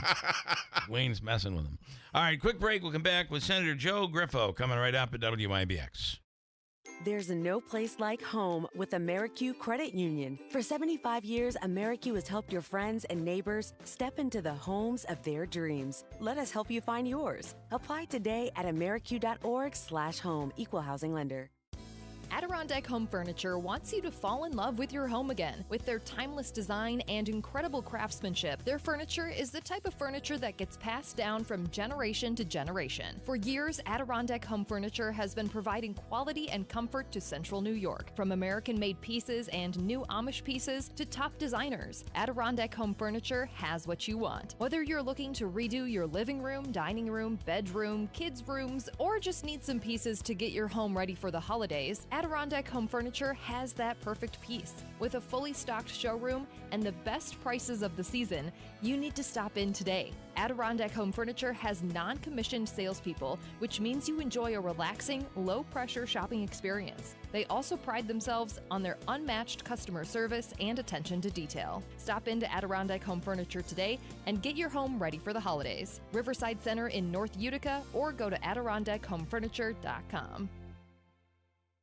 Hi, I'm Phil DiGiorgio. Planning for the future isn't always easy, but protecting what you've worked so hard for is important. The DiGiorgio Law Firm invites you to a free estate planning and asset protection workshop to be held on Thursday, October 9th, 5:30 to 6:30 p.m. at the DiGiorgio Law Firm offices at 250 Genesee Street, Utica, New York. Seats are limited, so call 315-732-3155 to reserve your spot. At this free workshop, you'll learn how to use trusts to preserve your home and assets from the high costs of long-term care, how to safeguard inheritances for loved ones receiving public benefits, and discover techniques to help you access Medicaid benefits for home care or nursing home costs without spending your assets down to zero. Take control of your legacy. You can't take it with you, but you can decide where it goes. Call the DiGiorgio Law Firm today at 315-732-3155 to RSVP for the workshop or to schedule your own consultation. Again, that's 315-732-3155. The DiGiorgio Law Firm. Start protecting your hard-earned assets now. Hi, I'm Jill Hayes. And I'm Scott Hayes from New York Sash. You know, Scott, saving money feels great. Oh, no. And saving 50%? That's just incredible. What did you buy? What? Nothing. I'm talking about the New York Sash 50% off sale and how right now, for a limited time, we're offering 50% off the installation on every New York Sash window. That's right. They're energy efficient, they're beautiful, they come with a lifetime warranty, and they're all on display at our Idea and Design Center, so you can browse at your convenience with no pressure. And if you have questions, we'll be happy to help you choose the perfect windows for your home. And you can get them installed at half the cost. Replace one window, two windows, a whole house full of windows, and save 50% on the installation. It happens once a year and it ends Monday. Get 50% off the installation at New York Sash. We're open Monday through Saturday, so call us this week or visit our Idea and Design Center on Oriskany Boulevard in Whitesboro. And let our family take care of your family. Before there was social media, streaming, and even color television, there was radio. Remember the golden days when you had to tune in to hear what happened to Hopalong Cassidy, or perhaps the Green Hornet? What if you could relive those days again? Hi, I'm Greg Bell, the host of When Radio Was, a show that's dedicated to the very best of radio's golden age. From classic performances by Jack Benny to tales of terror on Lights Out. It's all here on When Radio Was, starting every Sunday at 11 p.m., only on WIBX 950 and 92.3 FM. Which classic broadcast will you hear next? Celebrating 100 years. This is Keeler. WIBX 950 and 92.3 FM. Now back to the Keeler Show.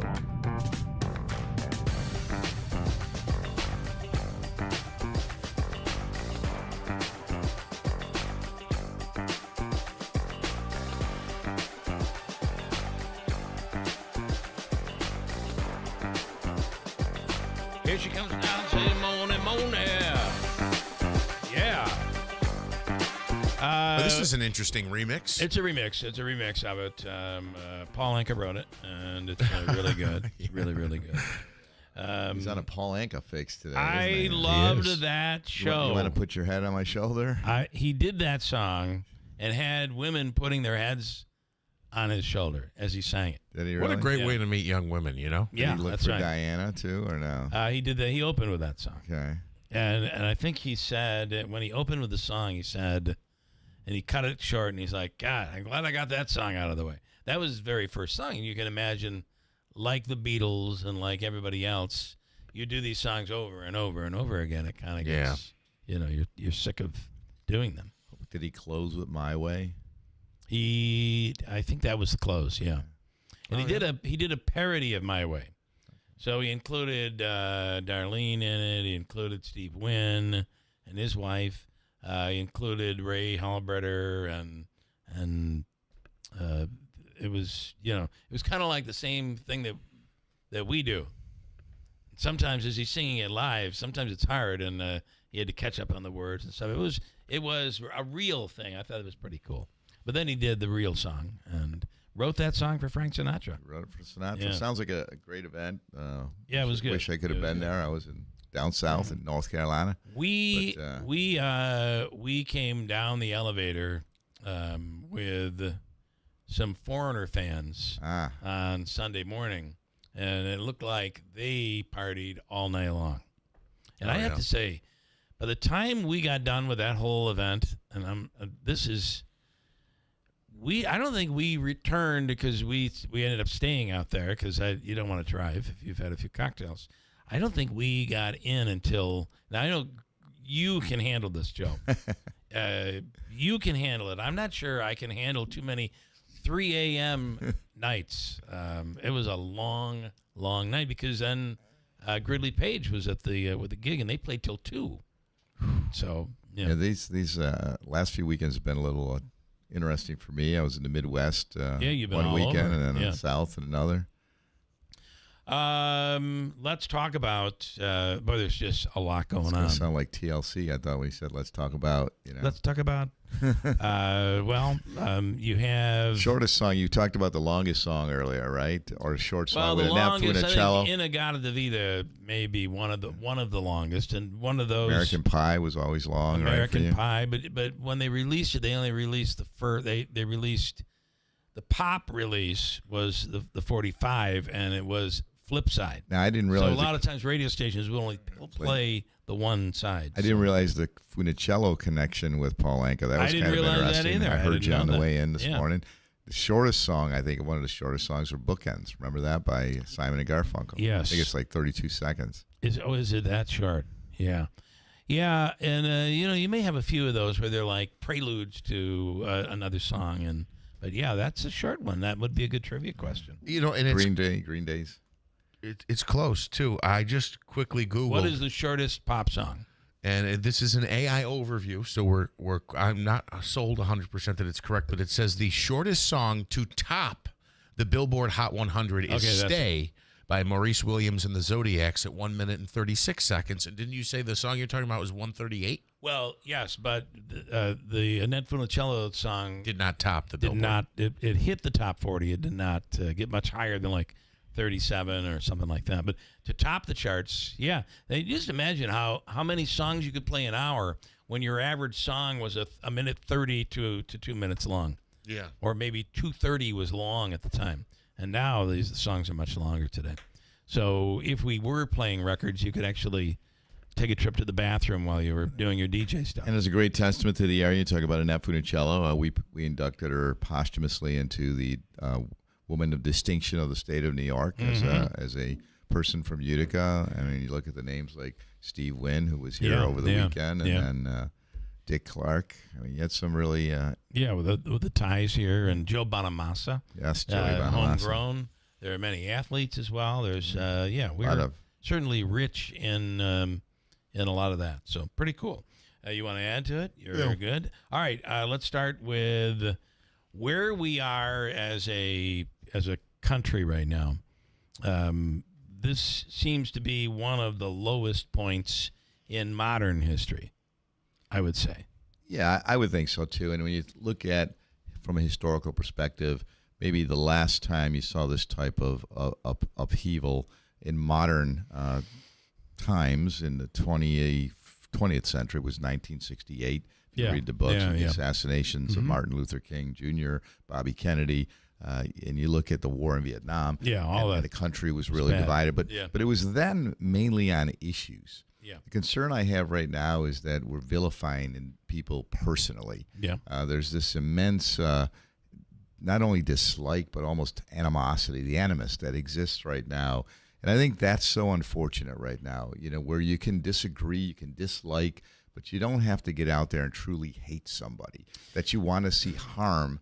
I do believe there was, during that time, there was a lot of hate. I mean, the things they did to our military when they were coming home was awful, terrible. But politically, you could always look to politics in Washington. I mean, let's not forget, the Democrats are not the reason that, despite the fact that Watergate was breaking into the Democratic headquarters, the Democrats are not the reason that Richard Nixon resigned. It was Republicans. And I think we've lost. And I'm not saying this is a Republican problem. I'm saying it's a Washington problem. You're all in. You aren't willing to give up anything. Look at where we are right now with a potential government shutdown. Neither side is willing to give in. It's not the days of Tip O'Neill going out and having a beer with Ronald Reagan and working things out. Yeah, and then those two, if you look at historically, again, some of the reports and the writings of the time indicated there were strong disagreements there, philosophically, politically, but there was some professional respect. And you're going to, again, get the finger pointing and the blame attributed to the individual and the personality, but everybody is their own personality. You can't change personalities. Yeah. But all of us can rise, in my opinion, to be better. And the concern I have, and we talked about this, we posted over the weekend, is the Lincoln quote.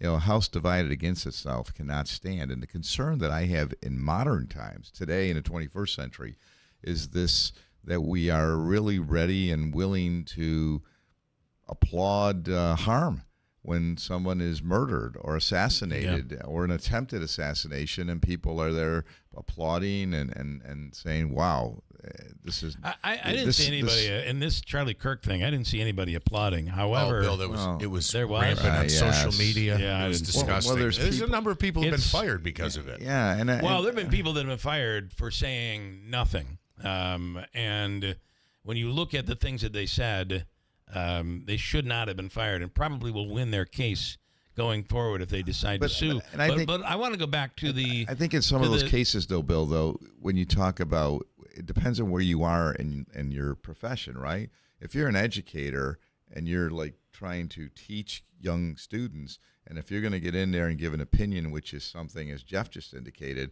I think that's a problem. I mean, then it's worthy of somebody saying there's got to be accountability here. Well, let me just say that you wouldn't be fired in New York. But when you are in a state that doesn't have a union for their teachers, yeah, you can fire them. You're not going to fire a teacher in New York for having a comment. Right, but I think you need to use better judgment if I you're that agree individual. with that. And I'm not saying that we shouldn't be. I'm saying that, and I'm going back to this, and I'd like to piss off some people. I'm going back to this, both sides. This is not exclusive to one side. And as a matter of fact, this is a great opportunity for this president to bring this country together. This is the opportunity. We are at a low point, and you're hearing a lot of people in Congress doing exactly what you're doing, saying we have to lower the temperature. But what I wanted to go back is where, and I did not see. I guess it's what's coming in your feed, or I'm not a big social media person, so I don't. Well, you see don't a lot even of the know crap, you're not even sure what's accurate anymore in social media. That's true. part of the concern. You have to check everything. Let me make my point. Okay. I want to go back to the killing of the insurance CEO. They're still celebrating that. That's almost being that.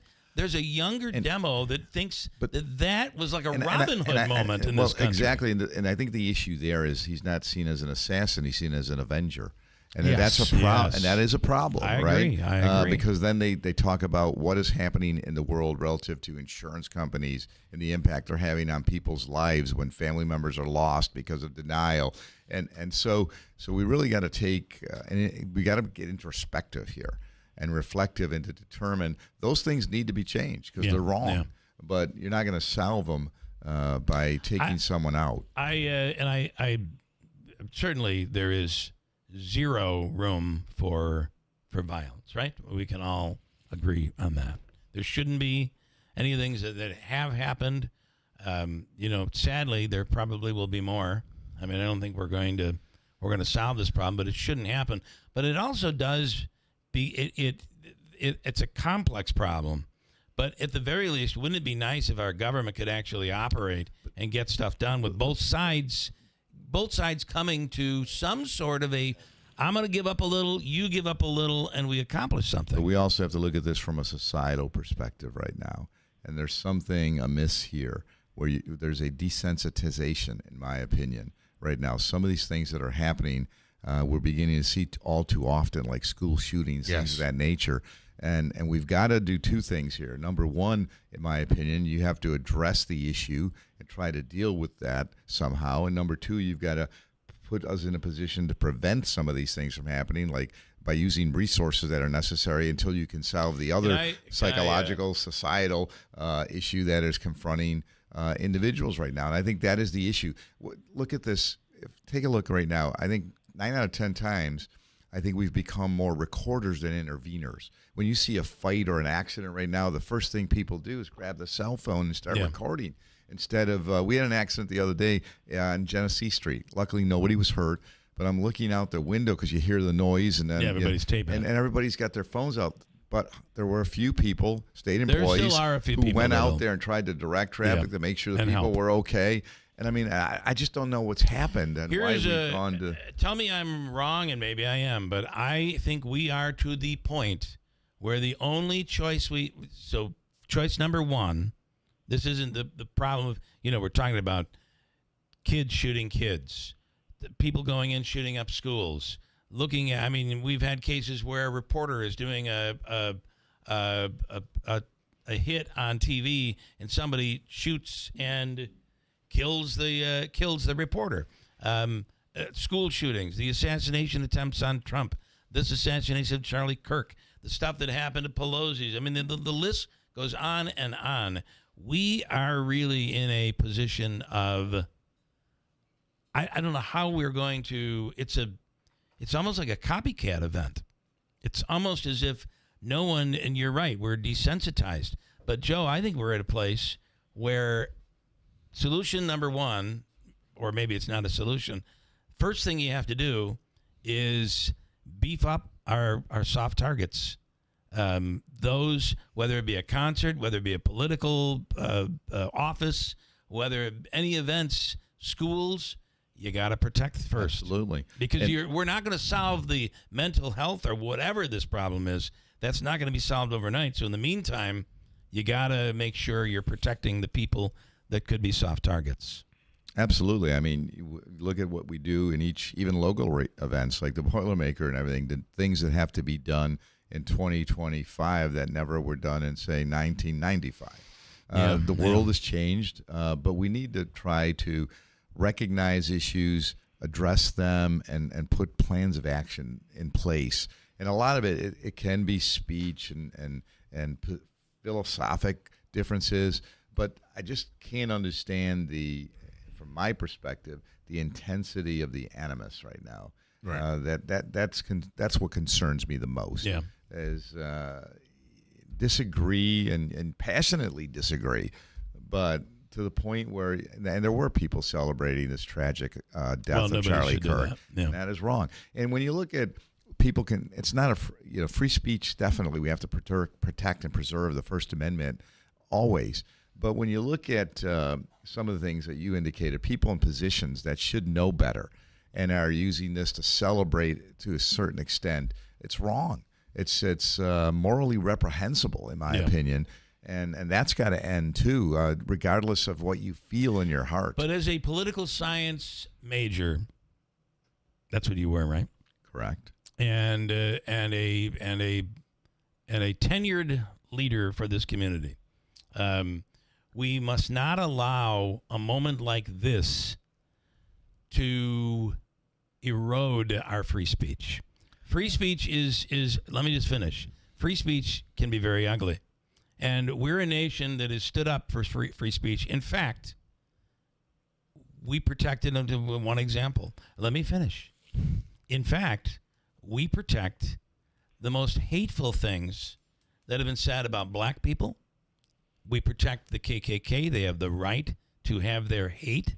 So using this hate speech thing to say, I mean, who gets to decide what hate speech is? And I'm on, you know whose side I'm on? Ted Cruz's, because we're going down a very scary road here right now that is a very, very fine line to say we're going to prevent hate speech.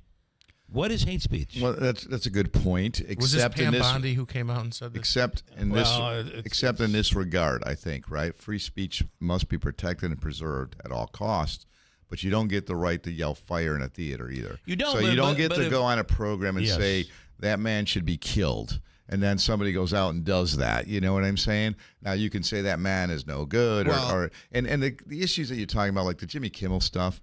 Come on, Jimmy Kimmel is terrible. I mean, the reason that he's been taken off is because there's nobody watching the guy. That's not true. It's totally true. He may be comedic genius. What do you see? I don't know.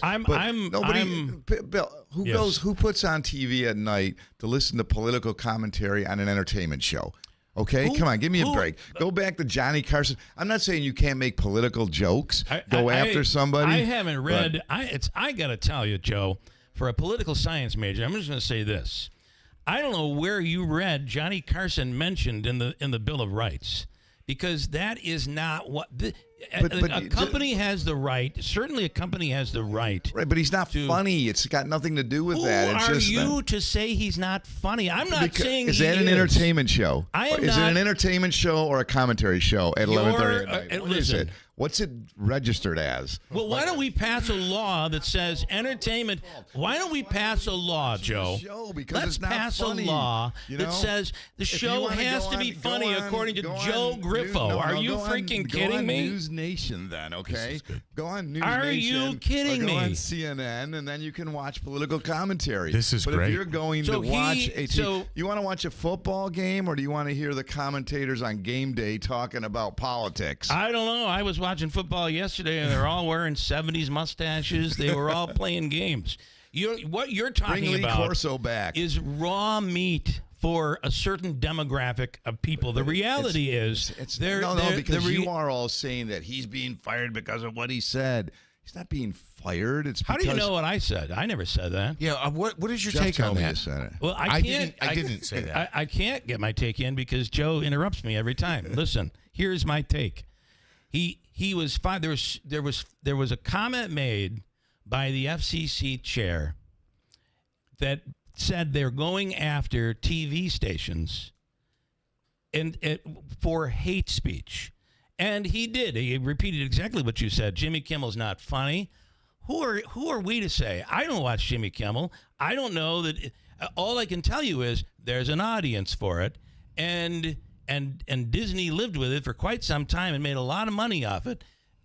Whether it's supposed to be a late night show or an entertainment show or whatever that show is supposed to be, it is what it is. Who are we to say? But I think, let me but just I think finish. a company makes a decision accordingly. That's though. perfectly fine. Right. I think Disney has every right to fire Jimmy Kimmel. Please, this is what I do. Unless They Trump had is every president, right. though? They had. Let me finish. They had every right, but where the scary part of this comes in, and even Ted Cruz agrees with this. Certainly Rand Paul, which is not as big as Ted Cruz. Ted Cruz is a constitutional attorney. The where this gets dangerous is the comments that the FCC chair made. Basically made threats to television stations, and then those TV stations said we're not going to take on this risk. So we're pulling the show because that's what the FCC chair threatened. Right, but I don't know how accurate any of that is. But, Well, the that's point, the point I'm making is from my perspective is what I'm looking at here is those affiliates or Nexstar have an opportunity to do whatever they want at Disney from a business perspective. But I'm looking at it like we talked about this Wally Waffle, if you remember, because you had the Colbert situation too. I just don't. I think these guys have lost.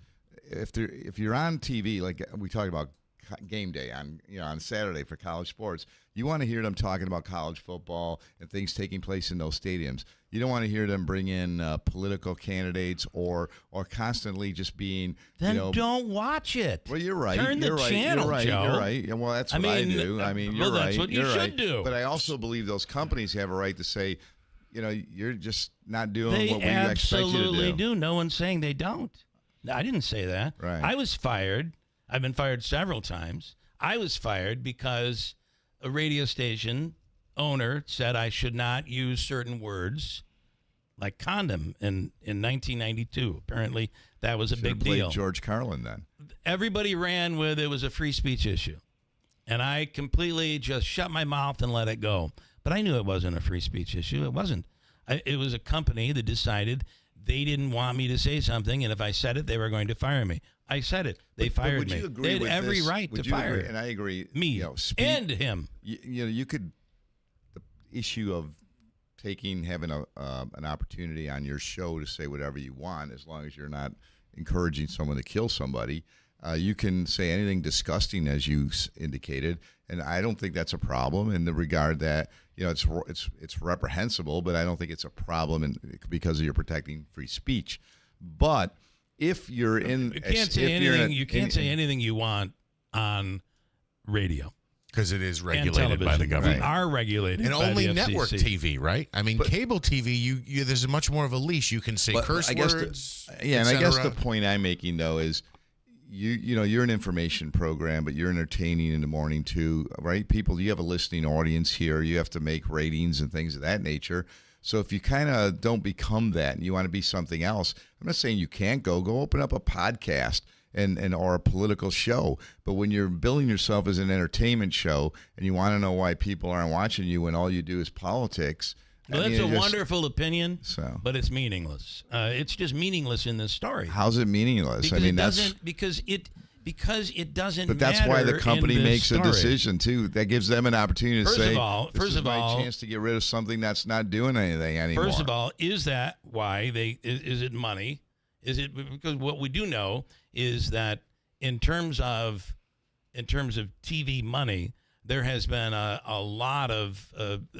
There's just so many of these late night shows. There's so many options that they don't have the audience that Johnny Carson once had. I mean, he had a 70 share, 70% of the audience he owned because there was nothing else. Now it's diluted to the point where if you're Jimmy Fallon, you're probably feeling pretty good because maybe by next year you're the only one left. So I don't know if the company was secretly thinking of getting rid of him because of money. We don't know that for sure. What we do know, and you said I don't know if that's factual, I can send you the link to the podcast where the FCC chair spoke. I can send you to the link where Ted Cruz criticized it because we're going down a constitutional slippery slope right now. I do know what the Fed chair did, and I do know that immediately after that, Nexstar and Sinclair both canceled Jimmy Kimmel because they said they could not take on the risk. The Fed chair and to would me, be lowering interest rates. The FCC chair, you know what I'm talking about.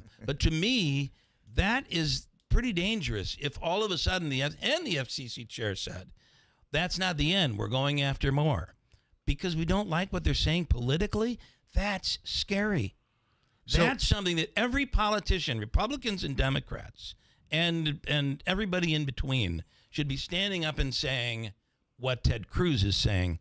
We better take a step back here, because if I can limit your speech, someday there's going to be a Democrat in there that's going to limit a Republican's speech.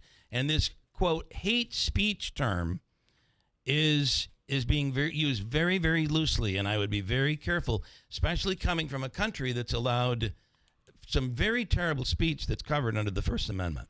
So I want to agree with something you said earlier, and you guys agree on this, and I want to the whole hate speech thing, and you're right, it's who determines what's hateful and what's not and all that stuff. I couldn't agree more with that point. My understanding, though, was that the Nexstar groups came out, were looking to make a change, looking to preempt Kimmel, and then after the fact, not related to that, the Fed chair was saying what he was saying. And the Fed chair did say that we're going to be looking at licenses and reviewing them, et cetera. Well, that came first. That came before the Nexstar groups said Correct. we were looking to preempt the show. Well, they didn't say we were looking to preempt the show. They pulled the show. And so did Sinclair. Both of those two TV companies, and that's hundreds of markets across the country. Anything you want to add to that? I just did on the Kimmel ratings, just because I'm with you on the free speech part of it. We're all on the same path of free speech. Yes, there's nobody trying to not to make it sound like speech, you're infringing. No, free speech. That's not what I meant. But again, they're just, as you indicated, there are regulations. I don't even know all the radio regulations of what you can say. My point is simply that you don't want to, you're not going to be allowed. You can't say fire and yell fire in a crowded theater. You can't go on TV or radio and say this person should be killed. Can I just say this? I mean, let me say this. Please have the final word on this, and then I'm moving on. Okay. You have Can I mic. one more thing, though? Just one more thing. To the point about the ratings, though, I agree that there's a lot more out there. It may be right. There may be ratings. It may be money. That may all be a part of it. I don't know if Bill Maher did it. Bill Maher has been amazing if you listen to some of the things he is saying and where he's trying to bring people. If you look at his ratings over the last 10 years, it looks like you're walking down a staircase. And I think just like Stern was making like $100 million a year. Now the offer's $20 million because the audience has dwindled so much. And I think that gets to the point where you're saying people want to break away from that political stuff and they just get more hate on a particular show. It's possible that ABC got rid of him because of I just think they would an want eroding audience. If that was the reason with the FCC chair saying that, it just seems like they'd be willing to take on that fight instead of just cower I would to think it so quickly. What you're saying too. I mean, if they you're both in, have, they both, if you're they in the both, media, I'm cutting this. Okay. Because please, last word. No, By the that's way, okay. Go ahead, cut it. You're in charge. I have to. I've got people waiting in the other room. To be continued. Am I being censored? To be continued. You're I'm not paying being for this microphone. People, I'm watching Davey wave his arms at me, telling me we have to break. Well, there you go again. Like a YMCA I have in there. Bill and Robin Monjo to talk about a huge real estate opportunity that's happening in Little Falls, and it's 8:49. I don't want to bump them. I know you don't want to bump them, but I do want to give you the last word on this. Right. All I want to see is that we come to have a better discourse in our country, that we come to appreciate and respect one another despite political, ideological differences, and that we try to turn away from the culture of violence that exists right now. And nothing anywhere from anyone should contribute to that or foster that. Fair enough. And I'm lying because I am going to get the final word. When you say things, and this is what sets me off, that's not funny, that shouldn't be talked about on an entertainment show, and things like, let me just finish, and things like that. I have flashbacks of every God-forsaken, God-blessed program director that came in and said, this show's not funny. You shouldn't be doing this. Or you couldn't, you're talking too much. But quickly, transitioning, you're right. And if the audience... Except that people do make opinions, right? Like, you can tell, is this a good game or a bad game, right? You know, I mean, this is a great game. Or on a show. But when there's a pattern and it gets to be like, this is boring. You know, I mean, I don't want to hear this. And you may want to hear it on the Sunday talk shows, right? On, what's it called? I can almost guarantee Meet the Press, Face the Nation. That no one is listeing to this, me and you, saying this is boring. Maybe there is. Maybe it's Lance and Lee. I don't know. Play a little Dave Mason for me, will you? I got a break, and we'll just hum it during the break, you and I. We just disagree. Quick break, and Bill and Robin Mancho coming in a second. Stand by at WIBX. Don't overpay for your next mattress. Take advantage of Mattress Express's guaranteed lowest price program. Bring in any locally advertised price on a mattress we carry, and we will beat the price. Go to mattressexpressny.com.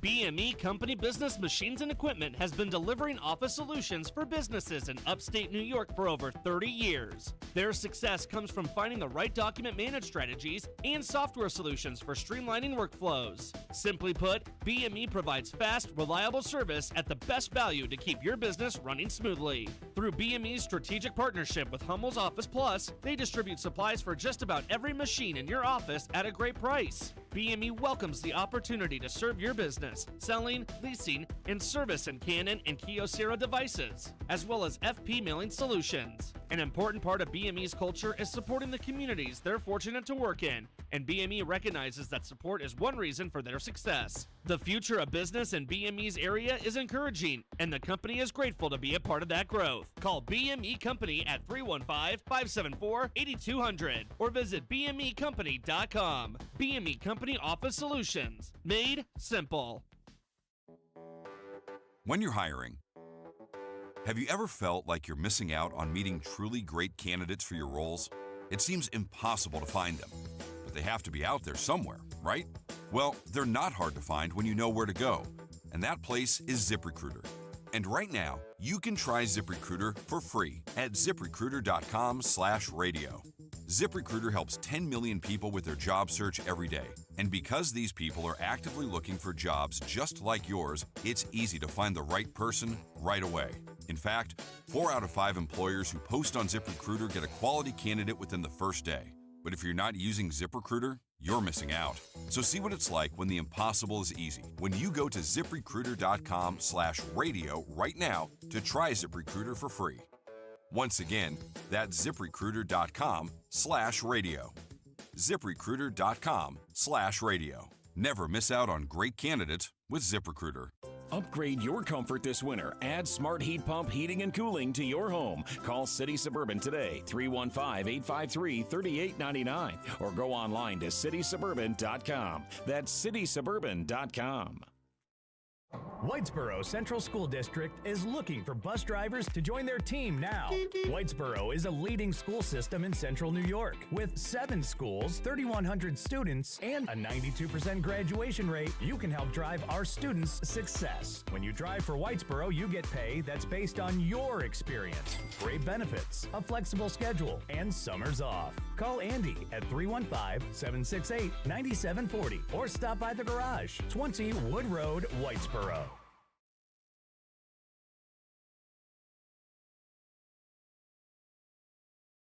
Celebrating 100 years. This is Keeler. WIBX 950 and 92.3 FM. Now back to the Keeler Show.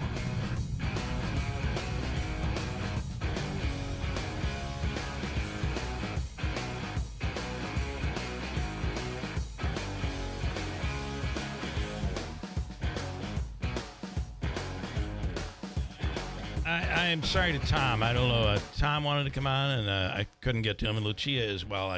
Can we part two this tomorrow? Can we pick this up at 7 o'clock tomorrow morning? Are you coming in tomorrow? Yes, I guess so. Okay. Fine. All right. Griffo, Senator? It's an FCC violation, by the way, what they've done to me here. No, I'm just kidding. Sir Senator, are you coming in tomorrow? Well, there you go again. Okay, good. Here in studio right now is Bill and Robin Moncho with River Hills Properties. Good morning. Good morning.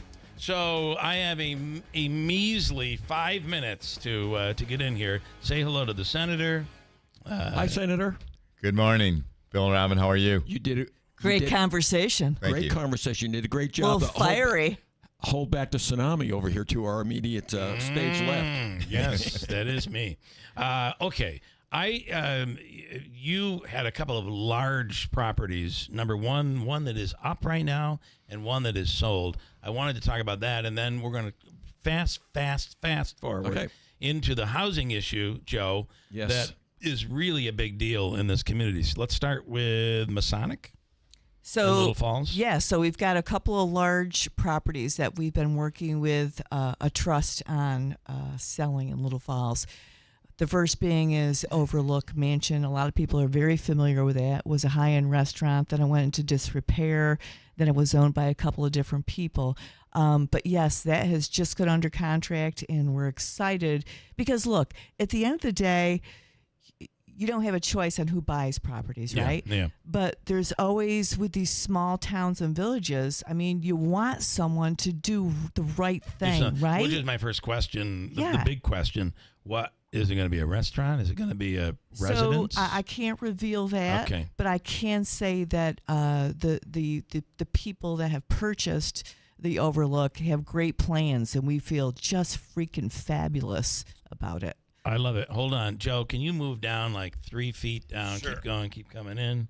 A little more. That chair might be in the way. Okay, Bill, you wanted to add something. No, I was just going to say they're a local family, which is fabulous, and they've done other positive things for the area. All right. That's all I'd like to say about that. All right. So you have those two properties in Little Falls that are a big deal. Yes. It shows you that stuff is moving. And stuff is a lot of out-of-towners and out-of-staters, out-of-country people that are attracted to these really cool buildings. With that said, I wanted to bring in the Senator and talk about something that we can agree on, Joe. That Jimmy Kimmel's not funny. There is. Amen, brother. There is. I'm no Jimmy Kimmel fan, just for the record, and I've not seen the show. However, I fight for a little bit of his right. We all fight for free Let's speech. not go there. All right, listen. Housing, big deal. What we just saw with Wolf Speed, Turning Stone expanding, the Chobani, housing is a big deal. I have a minute and a half left. Well, you got a lot of programs that are available right now. The problem I have is the way the governor at one time wanted to tell you how to spend that money if you took the money, and communities would have no say as to where and how. She changed that now and is giving you money, but it's like it was the stick, now it's the carrot. The problem is if you take the money, you still have to do what she wants you to do and how she wants you to do it. Right. So we do have a housing challenge, and we've got to figure it out, but I don't think we should have government, again, directing to the private sector where they can be located, what type of housing they should build, and we can find affordable housing, we can find market rate housing, because there's, to me, in my opinion, a need for everything. Well, and another quick example, we don't need the government telling us you can't put a gas stove in your house. That whole energy thing is out. We didn't get onto energy yet. One of these days we'll get to that. On Maybe a more tomorrow. local level here, the builders cannot build right now because the tax levels are just so high. We've got to open up some kind of countywide, townwide situation where we give a pilot program. You can't take a young couple and say, we're going to kill you with these high level of taxes. Please help us. If you aren't going to your insurance company, your home insurance company, you're making a mistake. And going back to look at what it would cost to replace your home if it burned to the ground, when you first moved into your home to where you are right now based on costs, you need to redo your insurance. I hate to do this. I'm out of time. Would you agree with that? I would agree with that. Okay. I'm out of time. I am so sorry. We're going to reschedule. From the Stanley Theater Studio, WIBX Utica, Rome. W295EI. WIBX 950 and 92.3 FM. Celebrating 100 years. Ryan Ruth is about to present his own defense. I'm Dave Anthony, Fox News. As the man charged in the second Trump assassination attempt represents himself at trial, and he plans to call 3 witnesses. Ruth has no approved exhibits for today. He attempted to admit photos of world conflict and articles of him receiving an award. Ruth said his case is about narcissism and attention-seeking behavior. He says it's to show, quote, everything this guy does is to fluff his ego, end quote. And he also mentioned it was for media attention. Judge Cannon did not approve his list, but told Ruth he can challenge her ruling today. Fox's Dina Marie McNichol outside the federal court in Fort Pierce, Florida. Charlie Kirk's alleged killer is due back in court next Monday. Kirk's widow, Erica, told a memorial service for her husband she forgives the suspected gunman. I forgive him because it was what Christ did and is what Charlie would do. And Fox's Matt Finn reports from Glendale, Arizona, where tens of thousands attended that memorial at a football stadium. Erica Kirk said despite her husband's assassination, Turning Point is not going to stop its campus visits, which it is famous for. She said the dialogue and debate will continue on college campuses. The American Comeback Tour resumes tonight at the University of Minnesota Twin Cities. President Trump was at the memorial. None of us will ever forget Charlie Kirk, and neither now will history. The president also told the crowd he plans a big medical announcement today on autism. The Washington Post reports federal health officials will link pregnant women's use of Tylenol to the condition. Potential treatments for the developmental disorder will also be discussed. A spokesperson for the maker of Tylenol, though, says there's no evidence linking the medication to autism. Fox's Ashley Strohmeyer. The San Francisco area got a little shaken up very early this morning. An earthquake near Berkeley, magnitude 4.3. No reports of damage or injuries. America's listening to Fox News. Are you living with dry AMD?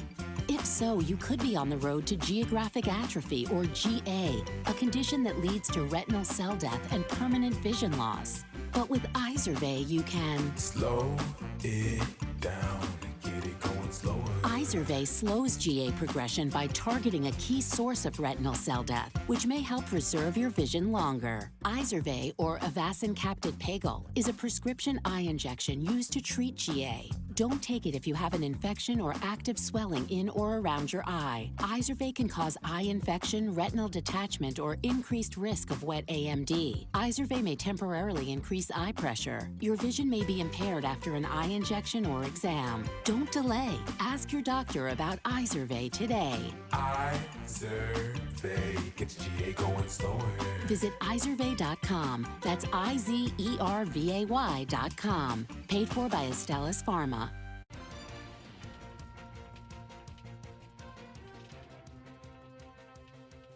Here's the latest from the WIBX newsroom. I'm Doug Callan.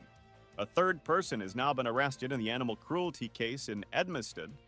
The Otsego County Sheriff's Office arrested 18-year-old Sheldon Romaine on 2 counts of torturing, injuring, or failing to provide sustenance to animals. According to a WKTV report earlier this month, 41-year-old Kristen M. Natterer and 42-year-old Christopher S. Romaine were charged when 13 emaciated dogs were found in their home